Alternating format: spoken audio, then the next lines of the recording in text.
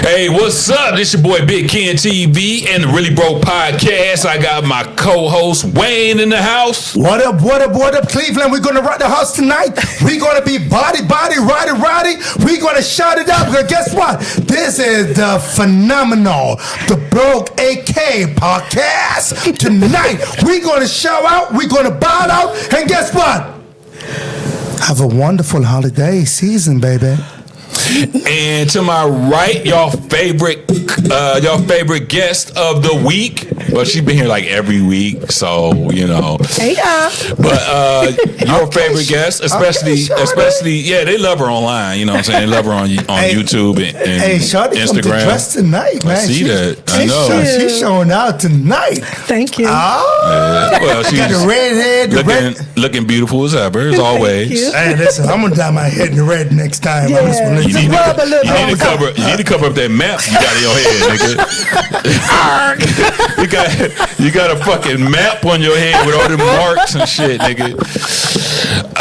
This is episode 37 in the house. Is this holiday edition or we're gonna wait till next week? Next week. All right, next week's gonna be holiday edition. We're gonna be ready for y'all for the holidays. Man, I'm feeling like the holidays right about now. I'm sure you are. I'm sure you are. Nigga, you drank half a gallon of Tito. Oh, sponsored by Tito. All right. We're rocking. All right, we're going to get right into this shit. Let's go. Now, unless you been hiding under a fucking rock, the hottest shit out right now, I say the hottest topics out right now are the P. Diddy documentary and Shadur Sanders. Mm-hmm. We're going to get into the P. Diddy documentary first, though.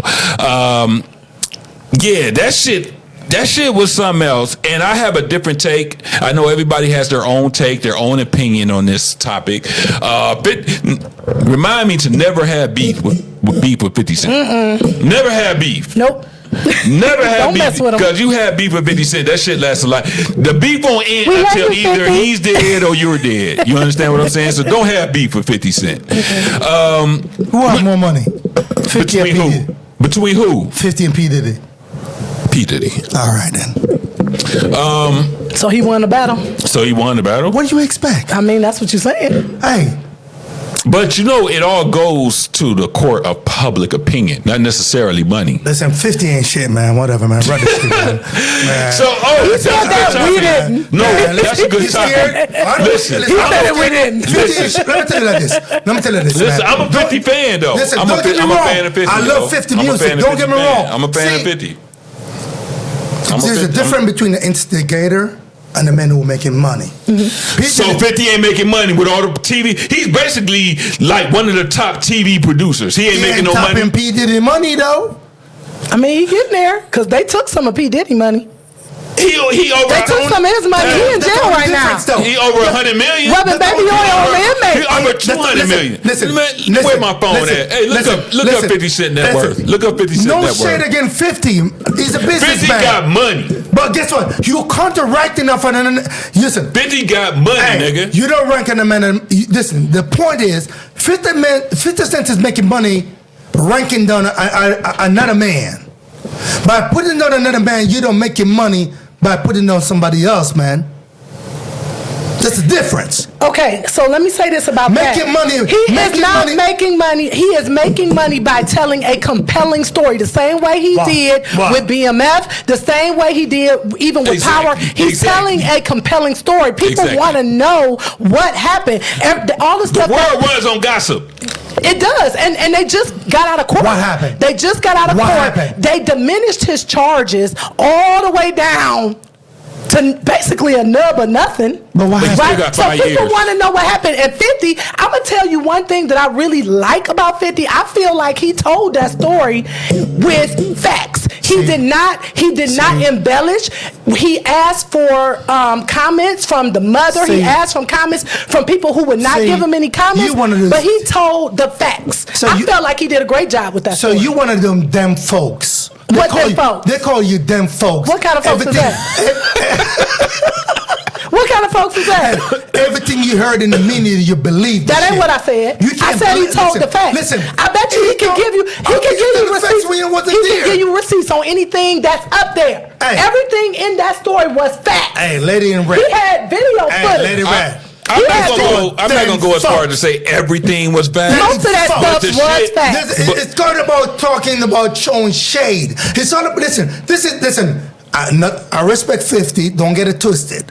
You know what I mean? It's a money making thing. Everything these guys do is a money making thing. But what I'm trying to say to you is, you cannot show That's a lot of money. Listen, you cannot show shade at another man's world to be successful. P Diddy money though. But I don't think he's throwing shade at his wealth. What do you call what it? he's throwing shade What at do you is the call it? activities that led to his wealth. Listen, man, and how many people died as a result of his that's all you see is freak. But you don't see those 9 people that died at that concert he promoted. You don't see Biggie dead, Craig Mack dead, everybody dead. I don't know if he killed him or not. But at the end of the day, the people that were surrounding him are either broke or dead. One or the other. Dead. So, is that a fact? So that made me become a villain? I don't think he was trying to paint him as a villain. I think he was trying to tell the facts. You do know that Puffy and 50 is like really cool behind the scenes. Y'all do know that. There you go. You do know that, right? It's a money-making business. See, but why are you saying is, he shouldn't be using the story then? Let me tell you something about Hollywood. Okay. L.A. making money. You don't think P. Diddy making some money off of this shit? Oh, hell yeah. All right then. He gonna make even more money when he get out of jail. Because he gonna tell his own story. See, our little broke news from the broke podcast don't even make 10,000 views. You think these nigga, why you throwing shade on the podcast, bro? Why you throwing shade on the podcast? We know we only got like 3 listeners. We know we got 3 viewers. We know that. We know that. 3 views. Oh, dang, can you see that far? I got my glasses. If somebody give me some baby oil, we could get a few more views. Ooh. Give me a little baby oil. Come here, boy. Sponsored by Tito's.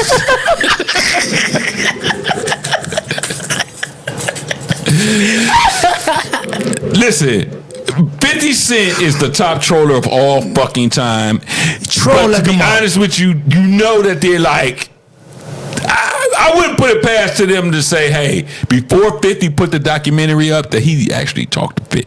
Diddy. I think he did. He actually talked to P. Diddy and told him what he was going to do. And P. Diddy was like, fuck it.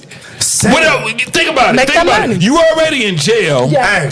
Everything is out already. You ain't got shit to lose. Matter of fact, it makes you more popular than any motherfucking thing. That's what I said. In show business, what I've learned is there's no such thing as bad publicity. Yes, no bad press, baby. You ever recall I said? Every day we hustling. Every day we hustling. Hustling. We hustling. Ain't no H. No. The H is silent. Does that nigga say hustling? You do know that the H ain't silent. The H is silent. The H ain't silent, bro. The H ain't silent, bro. So I get into the documentary, and I got a different take. I'm gonna let y'all spew y'all rhetoric and y'all opinion. I got a different take on the P. Diddy. Let me hear your take. Bring it on. I got a different fucking take on the P. Diddy situation on the documentary. Everybody's focused on the bad shit that he did. Do you know what I took from the P. Diddy documentary? Tell me about it, brother. I'm gonna pour some baby oil on you.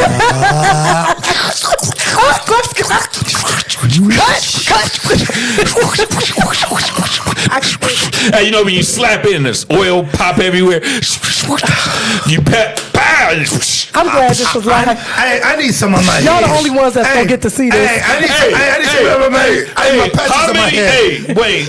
How many bottles of baby oil do you need to cover her butt? So she black and she crazy. No. I'm just cover. You asked me a question. Let me answer it. This work of God right here. God. Hey. How many bottles will it Y'all are take? embarrassing me. How many bottles will it take to cover 6 all bottles. 6 bottles. I want it slimy. to cover all of this goodness? The boom boom. Oh my all God. of this goodness. Boom and the boom boom. That's And it. the cucumber. No. Ain't no cucumber. No, you ain't. She ain't got no cucumber. She ain't got no cucumber. Hold up. She ain't got no cucumber. You don't want the baby all in the what? in the boom boom. You something? So because to cover. Can we? What the fuck are you talking about, No, nigga? you said cover her. So I said you don't want the baby all that way. I'm talking about how many bottles of oil will it take to cover the boom boom? No, you don't want to cover the boom boom, but you want to cover the body though. Okay, I want to cover the poom poom, but whatever your preference is, bro. Okay, enough about pom poms and baby oil. I should have never opened up Y'all that gonna let me door. finish my point away? Hey, Are y'all gonna let me? For me, my judgment call is 6 bottles because I want it slimy. Are y'all gonna let me finish my point away? I just want it slimy. That's all I want is slimy. 6 bottles. You want to slime Slimy. it? See how they embarrass? You know what, y'all? Help me out here, please. Hey, Somebody come ain't nothing get me. finding in a woman covered in baby oil. Oh my Ain't nothing finding. finish That your point. baby oil hit Oh my different. God. No. Hey, When you put the baby oil on her, Johnson & Johnson. when you put the baby oil on her, when you put the baby oil on a female, and turning that y'all shit mics off. glistening in the sun. I mean, not the sun, but in the lights, it's Hey. just glistening. There's And they nothing like- frolicking like 2 wild boars in the sunlight. Biggie. There's nothing like Johnson & Johnson. Squeal like a pig. Do you remember that? I know we're around the same era. Do you remember that movie? Shit. Where they got squealed from a pig from? It was with Burt Reynolds and Shoot. they was in the country. Yep, I know what you're talking about. It used to be one of my and favorite that's movies. Squeal, that's one of my favorite movies. Yeah, of all mine too. time. It used to be one of my favorite things. And that's where they got the term "squeal like a pig" because he was What the movie called? What is it called? I have to think about it. Oh my God! You go on with your Oh my point, I'll God! figure I it can't out. remember. If anybody knows what that movie was, please Google that shit. Put it in the chat. I wanna know. It's made in like What's it called? What's it 79 called? or some shit. Dang, my sister would know this. Deliverance. Watch that shit. You need to watch that shit. It's funny. It's old. old, but it's funny. All right. Check it I out. wouldn't say funny. It was funny to me. No, that shit ain't funny. No, that shit ain't funny, bro. It's funny now. All right, let me go back to my point, though. Bring it on. Y'all see all the bad shit and, the opinions of other people around him. Yeah, the nigga was foul. I ain't gonna lie. P. Diddy, Sean Combs, a foul nigga. When I was growing up watching, well, not growing up, because, wait. Yeah. Puffy is older than me. for sure, Puffy older than me. Back a couple years. Yeah, he older than me. So, watching him do all this, take that. It's all about the Benjamins, baby. It's all that dancing shit with the goofy clothes and the big clothes. I was like, this nigga's a clown, right? Even though I was digging the music, I was like, this nigga's a clown. But behind the scenes, this nigga was allegedly A monster. Allegedly. The Mac. This nigga was doing some dirty shit. Diddy. I'm talking about some mobster type shit. The Godfather. You understand? I'm talking about this nigga. So let me get back to my point because I've digressed. Yeah, don't. Y'all may have seen all the bad shit, but you know what I got out of this documentary? Oh my God, I drank too much. You sounding like me, man. Pronounce your fucking. This documentary. Yes. Was that I seen a rise to power story like I've never seen before. And the reason why I say that, you're talking about a guy who started out as a fucking intern under Andre Harrell, and because Andre Harrell was the fucking king at that time. Oh, I'm sorry. Yeah, I can't say that word. No, can't say that word. I can't say that word. Was the king because TikTok's so soft.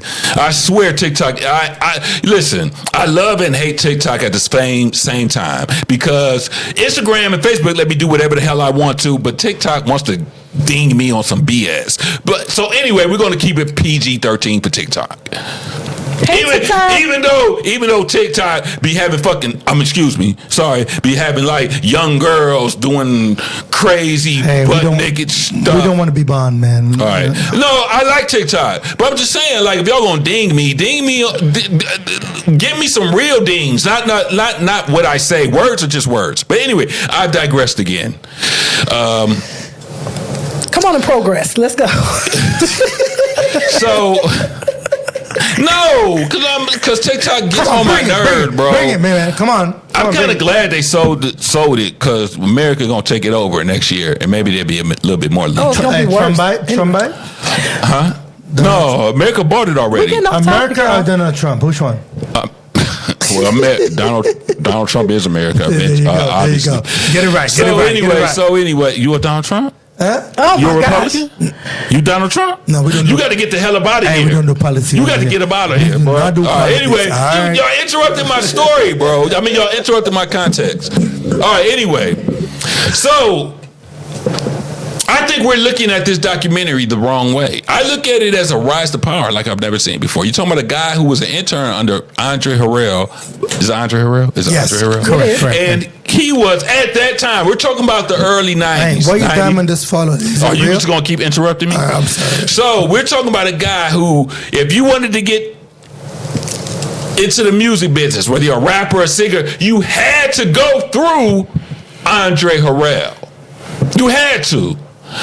To get to the labels, you had to impress Andre Harrell. You talking about a guy who started off as one of his interns, doing whatever he wanted, washing his cars, getting his clothes, washing his dishes. He even moved in with the dude. I don't really know what that was about. Two grown men living together. Yeah, they moved in together. Oh. Yeah, I really don't know what that was about. I'll let you make your own insinuations.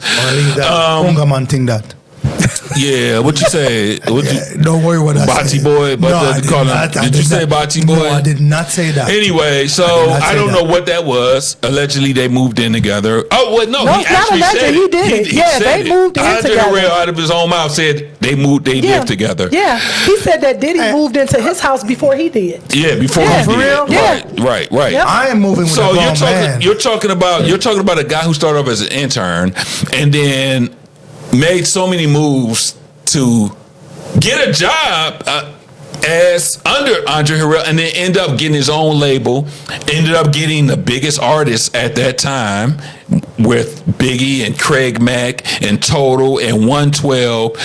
And the thing is, how did he do it? How did Diddy do it? You know how he did it? You know how Diddy did it? Do you know how Diddy did it? Diddy did it through manipulation,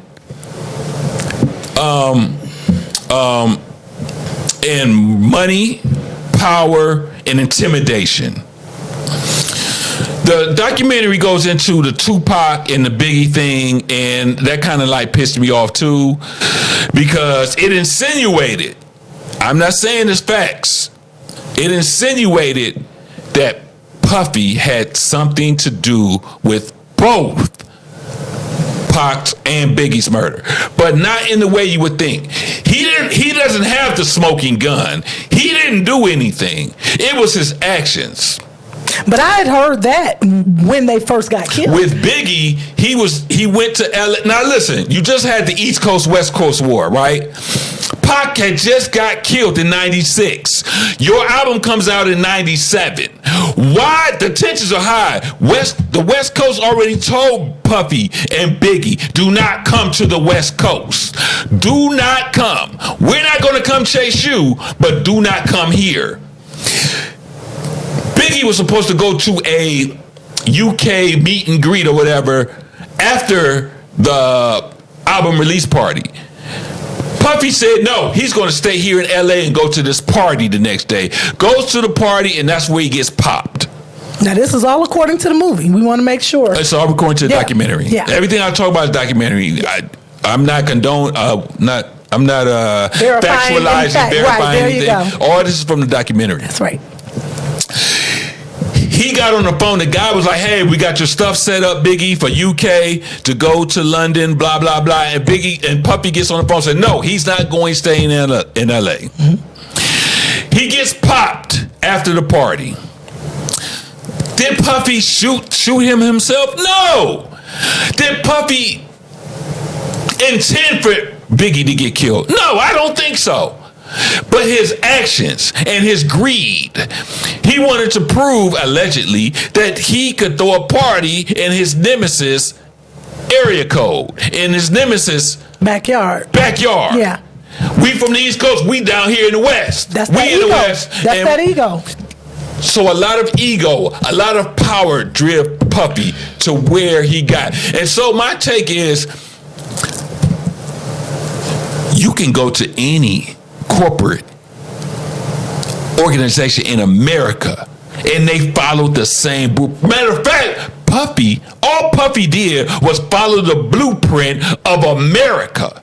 And let me give you an example.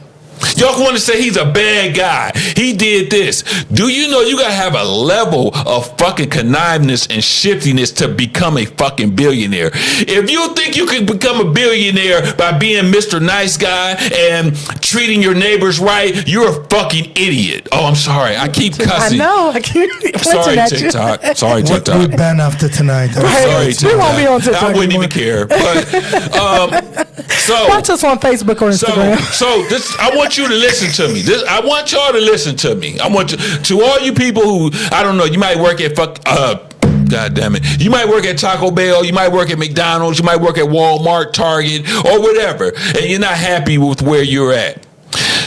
You cannot achieve a certain level of success without being nasty. Why you do that? This. I'm trying to find something. Oh, put my I'm trying to find it. Account. Put my account in.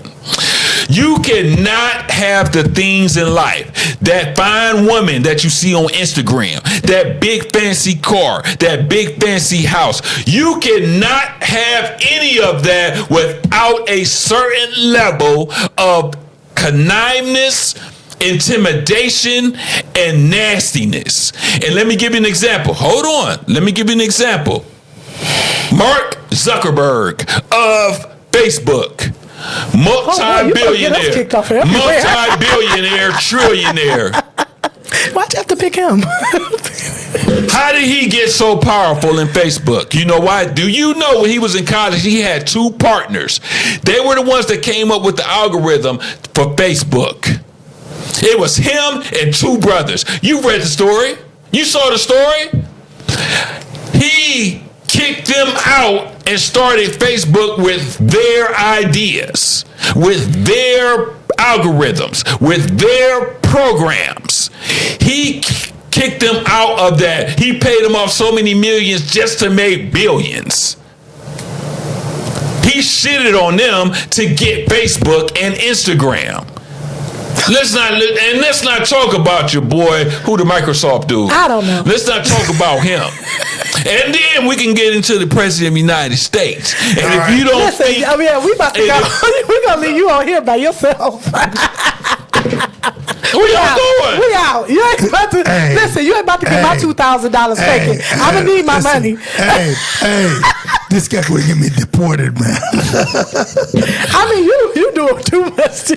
Stop. You got to have a certain level of nastiness to get to the level that Puff Daddy achieved. But the thing I'm not condoning anything he did, because there was a lot of other unnecessary shit that he did that didn't have anything to do with gaining power. Exactly. But you have to admit, D, that he gained power by a lot of backstabbing and shit that he had to do. Well, I think all millionaires have that. And I'm gonna ask you the question. Don't you think the rise to power and the rise to money is a result of having that nasty streak? Can a nice guy achieve what Puff Daddy, what Mark Zuckerberg, what? All right, I ain't gonna mention the other guy. Any top corporate billionaires. Can you be a nice guy and achieve that level of success? Hell no. I disagree. I agree. Name a nice billionaire. Can you gonna let me talk? Name a nice billionaire. I disagree, but I also, in a way, agree. Right? So, and let me explain why. You always gonna catch more flies with sugar than crap. Okay? If a business is a needed product or service, if it's run by someone who knows what they're doing, if they surround themselves with good people and they treat those people properly, yes, I believe that a business has and will run without conniveness and, just like stepping all over everybody else. I think it can happen. Now, does it happen often? No. You're missing the point. Because it's not about I wasn't finished with what you're running. It's how you got it to begin with. Go ahead. You can get it with, your own ideas. You can get it by somebody else's ideas. Nope. And maybe they didn't run with the idea. But what I'm saying is some people already have money. I agree with you that is the American way, and that most people in America who are rich and who do have a lot of money or are at the top of power as CEOs, absolutely they step on people. Because eventually they're going to have to, because somebody's trying to step on them. So sometimes it's a reaction and not an action. So in answer to your question, yes, I think that a person can be very successful, can run a successful company. A billionaire. Can become a billionaire if they have the right tools in place and they're doing the right things with those tools. But I also agree that once you get to a certain level, there are going to be demons, there are going to be people, there are going to be situations where you're going to have to make a decision to do something that maybe is beneath your level of. You're going to have to do some dirt. You're going to have to stab somebody in the back. You're going to have to be shiesty. You're going to have to throw somebody under the bus. You're going to have to do shit that you normally wouldn't do in order to achieve that level of success. There's no way Mr. Nice Guy can become a billionaire. All these billionaires did stuff by undercutting other people, by doing stuff that they said they never would do. That's what I just said. Thank you for repeating what I just said. What do you think, Wayne? All right. So this is my take on the thing. Everybody going to disagree with me. We always do. Even my man, Big Ken, Big D. Big D. Big D. Big D in the house. Hey. Sponsored by Hey. I'm going to tell you this right now. I learned a little thing growing up. The race is not for the swift or the fast. It's for the wicked. But who can endure to the end? It's for the wicked. I don't see nothing what P. Diddy did was wrong. Ooh. Ooh, that's a bold statement, brother. Yeah. Hey, come on with it, Wayne. Is that the hill you want to down? Is that the hill you want to down? Let me talk. All right.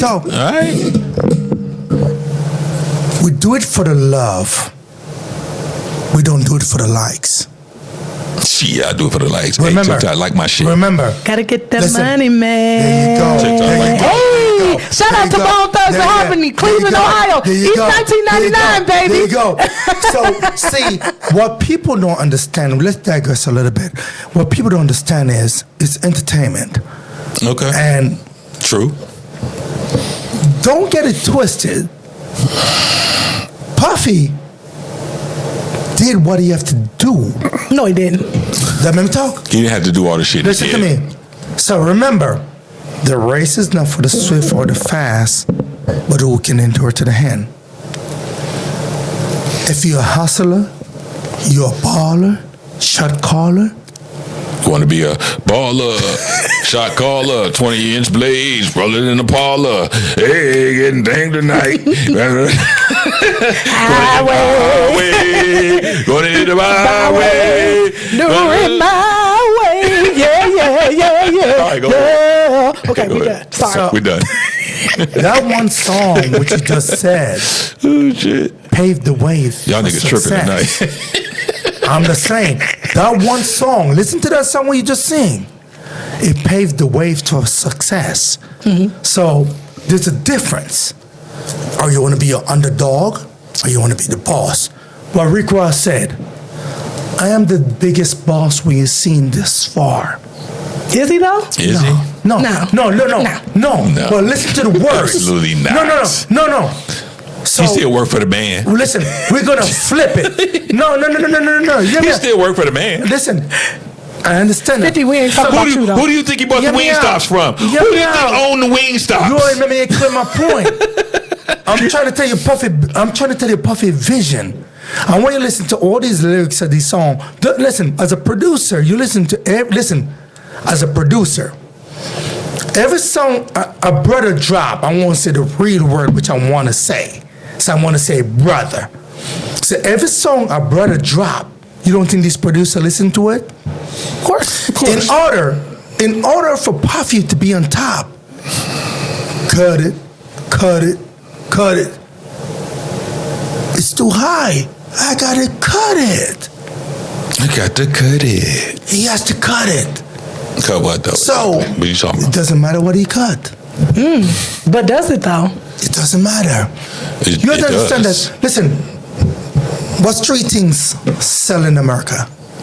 Sex, What else? Intimacy, we're gonna say. ignorance. Oh, sorry. Intimacy, yes. What else? ignorance.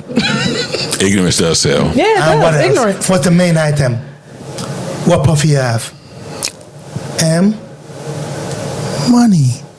Money sells. Money don't sell. sell. Money don't sell, bro. Money don't No, sell. you know why money You sells? sell to get money. Yeah. No, money, because money can buy you anything you want once you have it. But that doesn't have anything to do with sale, though. Where you selling it?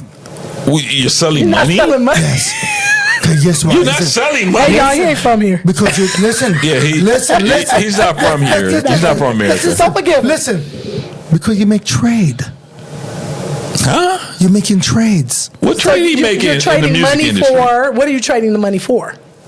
Explain yourself. Let me explain myself. You're not going to see it like this. When you have money, Okay. you become unstoppable. I'm with you. So you can make deals. Okay. That's true. You understand? I'm with you. We ride. So without money, Uh-huh. you can't sell shit. You can't make no deals. But you're selling to make the money that you got. No, he don't have to. He sold I think first. I get what you're saying. Are you saying that the money, because you have money, people will respect your ideas and you they'll can buy sell your shit. them And they'll buy you your can sell shit. it to them Okay, because okay. they respect. Okay, I get it now. Yes, Wayne, give me some. I understood it. No. Because as long as you're powerful, There you people go. will give you their money. Correct. Even So if your power product, sales, power even, sales. even if your product is shit. Yeah. If I'm just selling, I'm a nobody and I'm Yes. selling CDs on the street. Yes. Motherfuckers gonna walk past me like you ain't shit.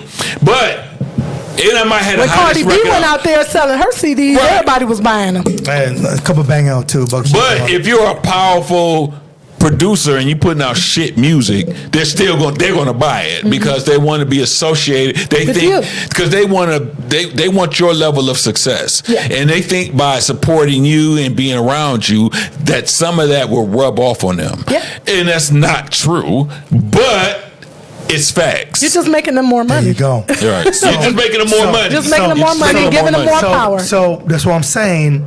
That's all you're doing. That's what I'm saying. I'm with P. Diddy. Okay. You a diddler? You a diddler? I ain't no diddler. But you have to understand that. Baby oil. You have to Baby understand oil. that. Sponsored by. Hey, see, you have to understand that you can't be a captain savior for everybody. Take that. You can't save everybody at some point. You watch Scarface, right? Of course, that's my favorite movie of all Right. time. Number one. You gonna learn from that? I watch it I watch Scarface every New Year's Eve. Yes. For motivation for the next year. Yes. Because if you haven't watched What Scarface, y'all young people, What happened? What happened? at the end, Yes. he met his demise. So, what happened to Puff Daddy? He met his demise. Well, he didn't really meet his demise. But you know what He's I still mean. alive. No, Yeah, everybody else but you know around what I him mean. they demise. Yeah, that's But true. that's what I'm saying. His artist. So, Yeah. so what I'm saying is, Puffy got money. Yeah, he's still got And money. you know what I tell people? Don't be smiling. This is a guy with a big ego. Yeah, but the money gave him the ego. And guess what? He still have the money. He still have the connection. He still have his people. If you notice, if you look in Puffy charges, all of a sudden it twists when it went to court. I want you to read all the list of charges. That's because they didn't have proof. They just had indictments. No. I understand that. Indictment is an indictment, bro. If I have an indictment to fucking 5 keys, and then when we went to court, they're saying disorderly conduct. When you get arrested, listen. When you get arrested, let's say you rob a bank, right? Yes. There's a generic list of things to charge you with. So they're going to charge you with everything to arrest you. But when it goes to court, they're going to see what you actually did. Did you actually have a gun? Did you actually do this? Did you actually intimidate? Did you actually steal? Did you actually do this? And then they'll narrow it down.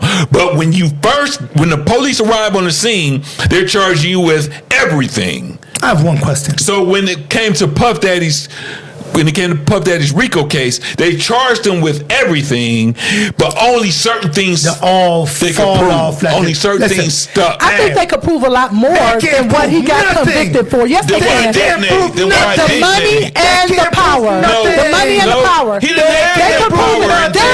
Literally, he didn't have any power at that point. He had the money, but what power did he have? If you got the money, you got the power. Let me tell you something. He has with your freedom.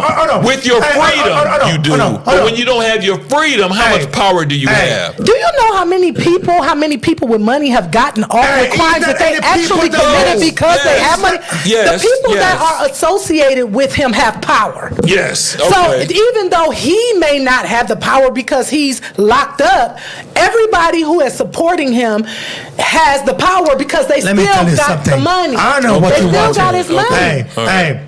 When the president of the United States of America shit! I thought we were going to talk about Orange Man.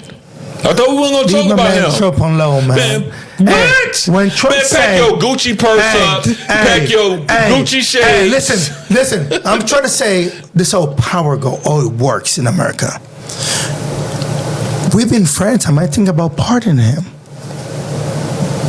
You're talking about anarchy. Am I saying that right? Hierarchy. So Trump is on the top of the level, right? Mm-hmm. Yeah. All right? And the president saying, I hang out with P. Diddy. Yeah, they used to hang out, for sure. Allegedly. I might think about pardoning him. You want to tell me that man ain't got no stats? Let me tell you something. All these people who railing against Puffy better watch out. Because when he comes back, he's going to be a raging bull. I already said that. Man, fuck Puffy. He's going to be He's going to be way more popular. He's going to have way more money when he comes back than when he went in there. So all of the evil things that he did. But you put this nigga on a pedestal. No. You know why? I am not putting this nigga on a pedestal. Y'all girls get on me for interrupting and I ain't been able to say nothing for 2 minutes. I'm not putting this nigga on a pedestal. No. It's not about pedestal. This is why I talk over them when I can. Hey, you find a guy with the key for the honored society. He has the key for everybody. If you notice, that brother didn't snitch on nobody. He take it like a champ. No, he ain't snitched on nobody. So guess what? And nobody snitched on him. There you go. So what I tell you, brother, man? Nobody's denying he has power. This is what I'm saying. What you saying, brother? Nobody is denying that he has power. He's not as powerful right now. I'm talking about present day. He's not as powerful as he was when he was out. He's still powerful. He still has people working for him. He still has the money. He's still powerful. Okay? What I'm saying is that you're talking about a guy who's take that. Ooh, I'm talking about the Benjamins, baby. You're talking about a guy who never was a street dude. Let the money and the power go to his head to make him think that he was a street dude. And now he's hanging around street dudes. Especially, hold on, let me finish. Especially, let's get into the Biggie and the Pac thing, right? If you would watch the documentary I'm not gonna go All into men all is the street things. duty. Hold on. Let me finish. Before you say that. You watched the documentary, right, D? Before you say that. So you know All what men I'm is about to street say duty, come off is the road. that he surrounded himself with. I'm not gonna say the gang's name because I don't want to get into none of that shit. But he was surrounding himself around a certain type of gang. Remember? I do. I remember back when it was happening that's what was happening. He surrounded himself. This is what kicked off the whole East Coast, West Coast. He surrounded himself with killers. He never was a killer. You understand? He might have thought about it, but he never. There's nothing that came out that said he's a killer. So no, he only hit girls. He only hit girls. Yeah. But that being said, that makes him a punk to me, and that's where I'm at with that. But one of the points that you made, let me respond to that. When you said he never snitched on anybody, so have you ever stopped to think that the reason he never snitched on anybody was because it might bring more stuff back on him? Yeah, because he was the head, he was the hierarchy, right? He was the top of that hierarchy of his camp. That's what I'm saying. That hierarchy, his camp. Not the brand deals were way above him. Yes, but what I'm saying is, you can incriminate. Can I answer your question? That's out. He can incriminate himself. Can I answer by? After I finish, all right. He can incriminate himself by snitching on what somebody else did, because guess what? He snitched on somebody, they're gonna snitch back on him. So, to your answer to your question, P. Diddy, you said he didn't snitch. What was the question again? I'm sorry. Hello? What was the question again? Go ahead. I'm sorry. No, I got disrupted. Okay, you get disrupted. Be uninterrupted now. You need to take a break? You take a break? You take a break, D? Good to take a break? No, I'm okay. You sure? Let me tell you like this. There's something important. Go ahead, we can talk. So, with P. Diddy, you said he didn't snitch or whatever. You said that. I can't understand what you said. I'm trying to piggyback on what you said earlier. Oh, I was just saying that. Did you ever stop to think that the reason why he didn't snitch is because something may have come back on him? No. If he had snitched. No. You know why? I'm listening. You have to understand this. He got everybody in his pocket. And people have him in their pocket. They ain't got no. Listen. Did you say they ain't got nothing on him? Nah. Why do you think he's in jail now? No. He's in jail because the law permit him to be in jail. Who you think went to the law? So what I'm trying to say, listen, somebody went to the law to get him in jail right now. No, listen to me. Listen to me. Come on, man. You can't believe that. Listen, you want to be thinking smarter than this, bro. So, you think Diddy get not? If that be the case, I want you to be honest with yourself. I'm always honest with myself. I know, Big D, be honest with yourself. Definitely. If the law permits and the charges are there for P. Diddy, you think he will get 3 years? This guy want to come out on good probation. No, he doing all the time. I want to bet you 4 years. Listen, I'll bet you gonna do 4 $100. years. Yeah, I'll 4 bet you years. 100. Unless it's part by Trump. I want to bet you 100 on that one. I ain't betting nothing. I want to bet you on that one. No, I don't gamble. He won't do 4 years. Okay. All right? I'm telling you this. He already working on what, 2? Yeah, he won't do 4 years. He's going to come out on good probation. When? Next year? No, the year after. That's 4 years. No, he's already been in for 2. And he's going to count. So 3.5. He won't do it. 3.5, 4. What difference does it make? So the bottom line is he ain't in there long enough, and we've been talking about this for half. Yo. Now I want to know: is your disdain towards Puffy coming from a woman's perspective? I think yes, definitely. I think as a woman, I am don't go to cast offended. Why not? No, let's do it. I'm offended by the fact let's do it. that don't go there. No, you got your turn. I sat there and watched a video of a man kick a woman, pull her out of an elevator by her hair, take her stuff, kick her down the hallway. Niggas do that every day. And it don't make it right. I don't care if they do it every day. So what I'm saying is, as someone who was so favorably in the limelight, and as a part of my childhood, Okay, because I used to love them. All of, Bad Boy, I was all about the Benjamins. I wanted me some shiny shirts. It's all about the you know what I mean? Benjamins, I was doing all that. That's some of my favorite music. I still listen to it to this day. But it's just disappointing to know that somebody that you held in such high regard was doing all of these things behind the scenes, setting people up, beating on women, doing, I totally understand the rise to power.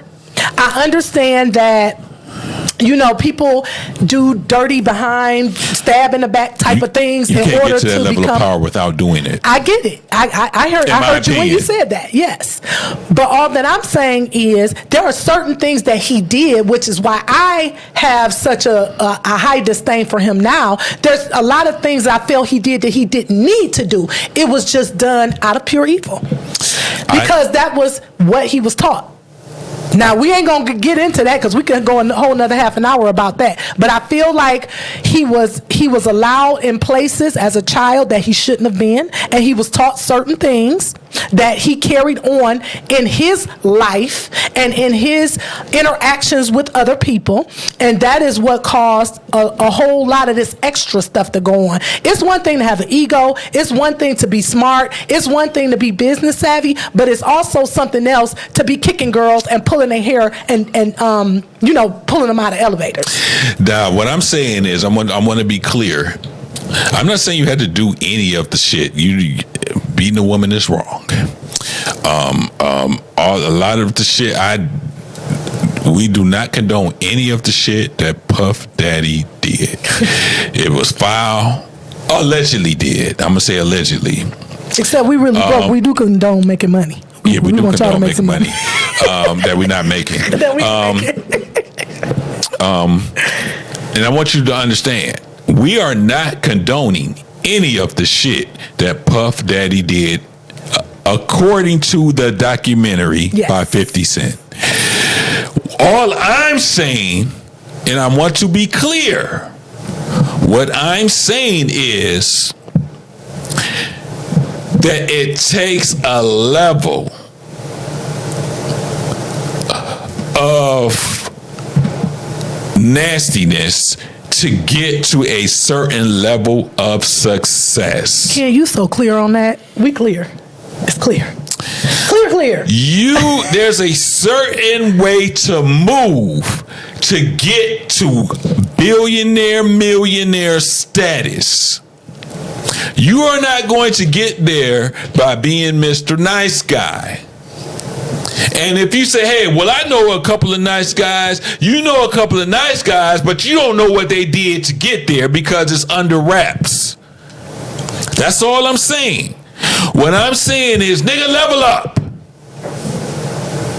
You want success in life? You want that big car, that fancy car, that big house with the 6 bedrooms and the 10 bathrooms, and you want to take trips to fucking Turks and Caicos and hit all the chicks on Instagram. You're not gonna do that with your little Walmart job. You're not gonna do that with your little Target job. Hell, you're not gonna do that with what we do. I want that shit too. I ain't even gonna lie to you. I want that shit. You want a Bentley? I want the Bentley. All right. I want that house. I want that house. I want that house on the hill. I want it. Am I willing to do the stuff that needs to be done to get it? No, I'm not. So most likely I will never get there. Because I am not willing to sell my soul, sell my principles or my morals to get the things that I desire. I am lucky and I'm blessed. And we're not going to get into that because we don't care about, people don't care about none of that. But what I'm saying is, I am not willing to do the things that makes a P. Diddy, that makes a Mark Zuckerberg, that makes a Steve Jobs, that makes a Donald Trump, that makes a who else? You know what I'm saying? Oprah Winfrey. I'm not willing to do those things. Oh, Matter of fact, did you hear the part of what was the part about the documentary? Let me get back to y'all. The documentary where the dude was talking about he used to wake up sore. He stayed in the bed with P. Diddy. He used to wake up sore. Yeah. Did you see that part? I didn't see that part yet. So it was a guy, and I can't recall the whole details. And this is just going back to what I'm saying. He said, "Oh yeah, we used to party at his party, and used to be a girl in the bed. And I went to sleep, and then I woke up with Puffy in the bed, and my ass was sore." Well, guess what? You know what he was getting. You did it more than one time. It was your butt was sore. My fault. You know what? I love and hate TikTok at the same time. All right, TikTok. I'm gonna be a good. Hold on. I'm about to be a good boy. TikTok. Hold on. I'm about to be a good boy. TikTok. Come on, Toby. I'm about to be a good boy, Master. Hold on, TikTok. I'm about to be a good boy. Okay. So it was a guy. He said he went to bed with a chick and then woke up with P. Diddy in the bed and his behind was sore. And from the documentary, it was more than one occasion. Mm-hmm. So why you go back? I don't know about you, Why you go back? Wayne. I need to hear this from you. I need to hear this. I need to hear your opinion because I know you about to go wild on this. And I'm not even gonna put you in that situation because it's just crazy. But you know what? It's a social media. You laying in the bed, you wake up and it's a dude in the bed and your behind is sore. What do you do? Hey, I can answer that too. Well, it's okay for your behind to be sore. No, it ain't. It's okay for your behind to be sore. Ain't nobody putting nothing in there. But Wayne, you went to bed with a chick, right? You pass out, you fall out, you wake up 8 o'clock in the morning. Puff Daddy sitting next to the bed with you with some bacon, eggs, sausage, and some baby oil, and your behind is sore. What's your next move? That's a problem. Exit only. What's your next move, big dog? My behind is exit only, sir. One way. What's your next move, bro? What's your next move? So, I'm gonna give this is allegedly. Let me only according to the video. Only according to the documentary. That's it. All my opinions and all my statements come from the documentary. So if you haven't watched it, watch it. Watch it. It's good. It's a good documentary. Go talk to 50. Type in the number so they can call him, man. Go talk to 50. I want to be honest with you, man. I want to be straight up. If you keep on going in the bed, maybe you like what you feel when you wake up in the morning. Well, obviously, allegedly. You tap in the number? Yeah, I see. Who want to join? No, I just want to put it down. No. It say talk. Yeah, I just want to put it down there. Talk to me, guys. Yeah. Oh, no, that's you. Yeah. Let's put it in there just in case. It's fine. Yeah. Go ahead. So my thing is this, man. My take on this, maybe you like the soreness, you keep coming back and you keep on being in the bed. That's what you like. Obviously, listen. A grown man is like this. I'm gonna be honest with you, man. You like what you like. You understand? Here we go. No, here we go. So you saying you like it? No, you didn't. Let me finish. Listen, the question was, wait. The question was, if you woke up, answer the question. The question was, if you woke up, and a dude in the bed with some bacon and eggs, and your behind was sore, what's your next move? And some baby oil. So my personal 6 bottles so that it's slippery. No. Slimy. Yeah. Brought to you by Tito. So my thing is this. My take on this though.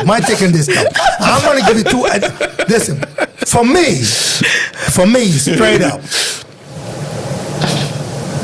up, off the grid. And don't get me wrong.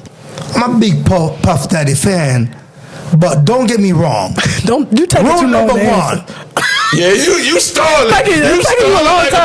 You stalling, bro. Right now, you stalling, bro. You stalling, bro. Answer the question. Answer the question, bro. Rule number one. I drink every night. I drink every night in here. Every night in the studio. I have no reason to fall asleep on the couch. Or in somebody's bed. Or in somebody else's bed. Maybe he was... No. I'll just tell you again. I drink every night we do this show. There's no reason for me to sleep on the couch or I hitch a ride home to your crib in your bed. Straight up. Mm-hmm. I don't care if you got Beyonce. I don't care if you have Jennifer Lopez. I don't care if you have Halle Berry. I don't care. Halle Berry. There's no reason for me to be in your bed. So let that care. You got drugged. You got drugged, though. No, I ain't no druggie. No, he was drugging people. Listen to me. Listen. Let me tell you something. You're drug only if you're a druggie. What? Somebody can't put something in your cup? You don't know what's in your cup right now. Exactly. How you know we don't drug you? Hell no. We probably need to. How you know somebody ain't we didn't, of course, obviously. No, we would never do anything like that. Listen to me. This is just for jokes, people. You don't make my drink. I make my own drink. I pour my own evil. Okay, when you pour... You're not answering the question. Hold up, D. When you poured the drink, your first drink, yeah, was it open or not open? Just close. And did you get the cup from this house, or did you bring your own cup? I opened the pack.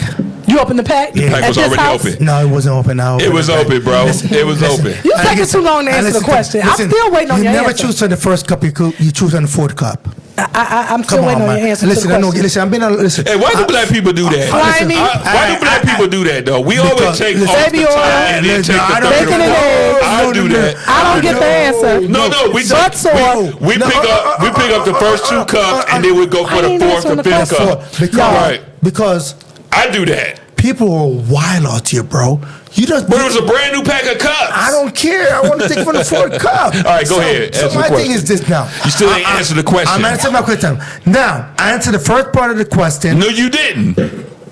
Yes, I did. No, you did not. It really was only one question. It wasn't the first part. I tell you one question. What would you do? Up in the bed and your behind was sore next to P. Diddy, what's your next move? So my question, I tell you, I clarified this the first part.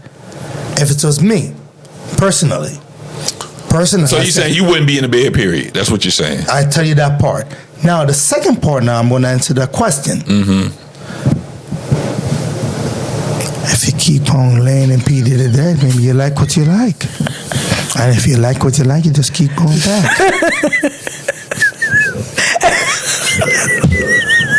And that's what I said. Why they keep going back? Like even all the people who made comments in the documentary and told their stories and whatnot. I was thinking the whole time that I was watching it, if he was doing all of these things, why you keep going back? Why you keep going back? The money, why do the you power. But was he really giving them? He was taking them. Wait a minute. No. You want to be around greatness.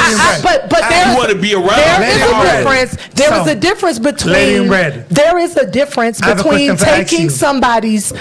There's a difference between giving people drinks and letting you party with them and giving them money. You ain't giving them money. So if you ain't getting no money and somebody is doing things like drugging you, like what being around them does. You like what being around them feels like. You want to be a part of the party. But who was that weak though? Who was that weak? Obviously no. Like that's crazy. If I went to a party, I'm talking about me personally. No, you don't. Have you been around a millionaire before? Yes. I actually have. Name me one millionaire been around. Don't worry about it. All right. Okay. It wasn't P. Diddy. Hold on. Now, what I will say. Hold on. Have you been a millionaire with? Hold on. I'm going to call you up real quick. Listen. I didn't finish my point, Wayne. I didn't finish my point, Wayne. I didn't finish my point. What my point is me personally, if I'm at a party and somebody is doing things that were not savory to me and my morality, like Ken was talking about earlier, Are you willing to sell your soul for $1? Well, really, they wasn't even getting $1. You literally willing to sell your soul so you can hang around somebody? They did. That's crazy. But that's why. But why? She blowing smoke. But why? We don't know fire. Okay. With no fire. Baby, I got all the fire. I am the fire. That's crazy. I am the fire. Let me tell you this. I am the fire. Let me tell you this. I done been around plenty of people, and if I don't like your energy, I'm out. I'm out. Big D. Whatever. Big D. Go ahead. What you gonna say? Have you ever been to a millionaire party? I have. No. So what? No. So what if they got a boat? So what if they got a mansion? So what if they got a boat? Man, please. Have you been to a millionaire? I done been on yachts. Listen. Whatever. Yo, Big D. I'm not doing nothing. Have you been to a millionaire house before? What did I just say? I'm asking you a question. I used to live in LA. Yes, I have. Right. I done told you that. So let me tell you something, Big D. I answered you twice. Big D. Yes. Big D, I'm going to tell you like this. What is your point? I'm telling you this. What is your point? You're flip-flopping. You're blowing smoke without no fire. I ain't flip-flopped on nothing. You want to be a part of the crew. You ain't thinking about it. I am the crew. I am the crew. And whatever I'm going to do is what it is going to be. You want to be a part of the friendship. I don't need to be a part of that kind of crew. Sorry. Listen to me. Big D. Nope. Big D. Nope. Big D. Nope. You're trying to be a part of the friendship. You nope. Listen. And that. Listen. You're drinking. La la la la la la la. Oh, that's crazy. That's crazy. Hey, be careful. She hit you with the kindergarten. La la la la la. Because she don't want to hear that shit. You know. I'm being real. He does have a point though. I know. I'm listening. I'm just kidding. Let me tell you like this. I don't know what kind of billionaire friends you've been around. Mm-hmm. You understand? Right. All right. I've been around millionaires. So why do you think I haven't? What you trying to say? Listen now. Okay then. Don't do me, boo. I never don't. Because I got receipts and I can show them to you. Never don't. Okay. I never said that. But that is what you're saying. But go ahead. Let me out. Because you told me I was blowing smoke. That mean I'm lying. Can you lie? And you say you're struggling. Yeah. You remember? Right. That's what I'm saying. Like, who do you think he is? Like, so much. Listen. Dude, please. I got receipts, bro. What you make he hacking you on, man? Listen to me. Hey, I'm telling you something, Big D. I'm going to be honest with you. All right? There's 3 levels. 3 levels. 3 levels. It's tree. All right? Rich class. Right? The middle class. And the poor. Okay. Right? Thank you. We know that. Thank you for explaining that to us. We know that. All right. We know that. So, when you are the poor class and you go to the rich class party, you settle. Don't say me. Say you. Say you. Let me explain. Okay. Give me a chance to talk. Okay. Let me tell you something. Say you. Listen. Let me tell you something. Give me a chance to talk. Let me tell you something. Let me talk. I'm listening. So you're taking a long time, though. No, come on, you're interrupting me. Get to the point. You're interrupting. You are interrupted. You're interrupting. Yo, too, be quiet. So when you don't have nothing, and you see him as a running back for the Cleveland Browns, you see him over there is the freaking foot batsman for the Indians or the Guardian. Did you say foot batsman? What the fuck is that? The bat. What the fuck is a foot batsman, nigga? The picture fire. You guys are Trevor. What the fuck is a foot batsman? You see the picture for the Cleveland Indians. Or I forgot. I can't say the F word. All right. Why aren't y'all helping me I keep telling you. So when you go to these parties right now, knowing that you are nothing and you're partying with these rich people. No, I get what you're saying. Right, you understand? I understand. So I don't know what she's talking about. She flabbergasted. He don't know. You know what I mean? No, basically what he's saying. Cutting me off. Basically I don't care. Basically what he's saying is if he go to Diddy party and he wake up in his butt hurt, he gonna stay there because he's higher class than him. That's basically what he's saying. Me, I say it's the Knicks. Done. Next. As I was saying, I don't think that's what he's saying. All right, thank you. That's not what he's saying. Thank you, bro. I know what you're saying. I know what you're saying. So what I'm saying is, what you're saying. Listen, he's talking about as far as being around people. So I want to tell you something. I see rich people, millionaires, billionaires, big athletes. I've been there. All right, and knowing that when you leave this party, you're going home to your shack. There's a difference, Ken. There's a difference. Yeah, of course. When you're partying with these guys and they got everything you wish for. Home. Right. Listen to me. They open up their home. Listen, I'm not done playing your shit. Talking to the mic. I'm not done playing your shit, D. This is real intake. Knowing that when you leave this party, you're going back to your shack. your 2 or 3 bedroom shack with 1 bathroom. Somebody has to wait to flush it before you can use it. It's a different party. So, D, what I'm trying to say to you is, sometimes we, as human, we sell ourselves to get the fame. Sometimes we're down here, but we want to be up here.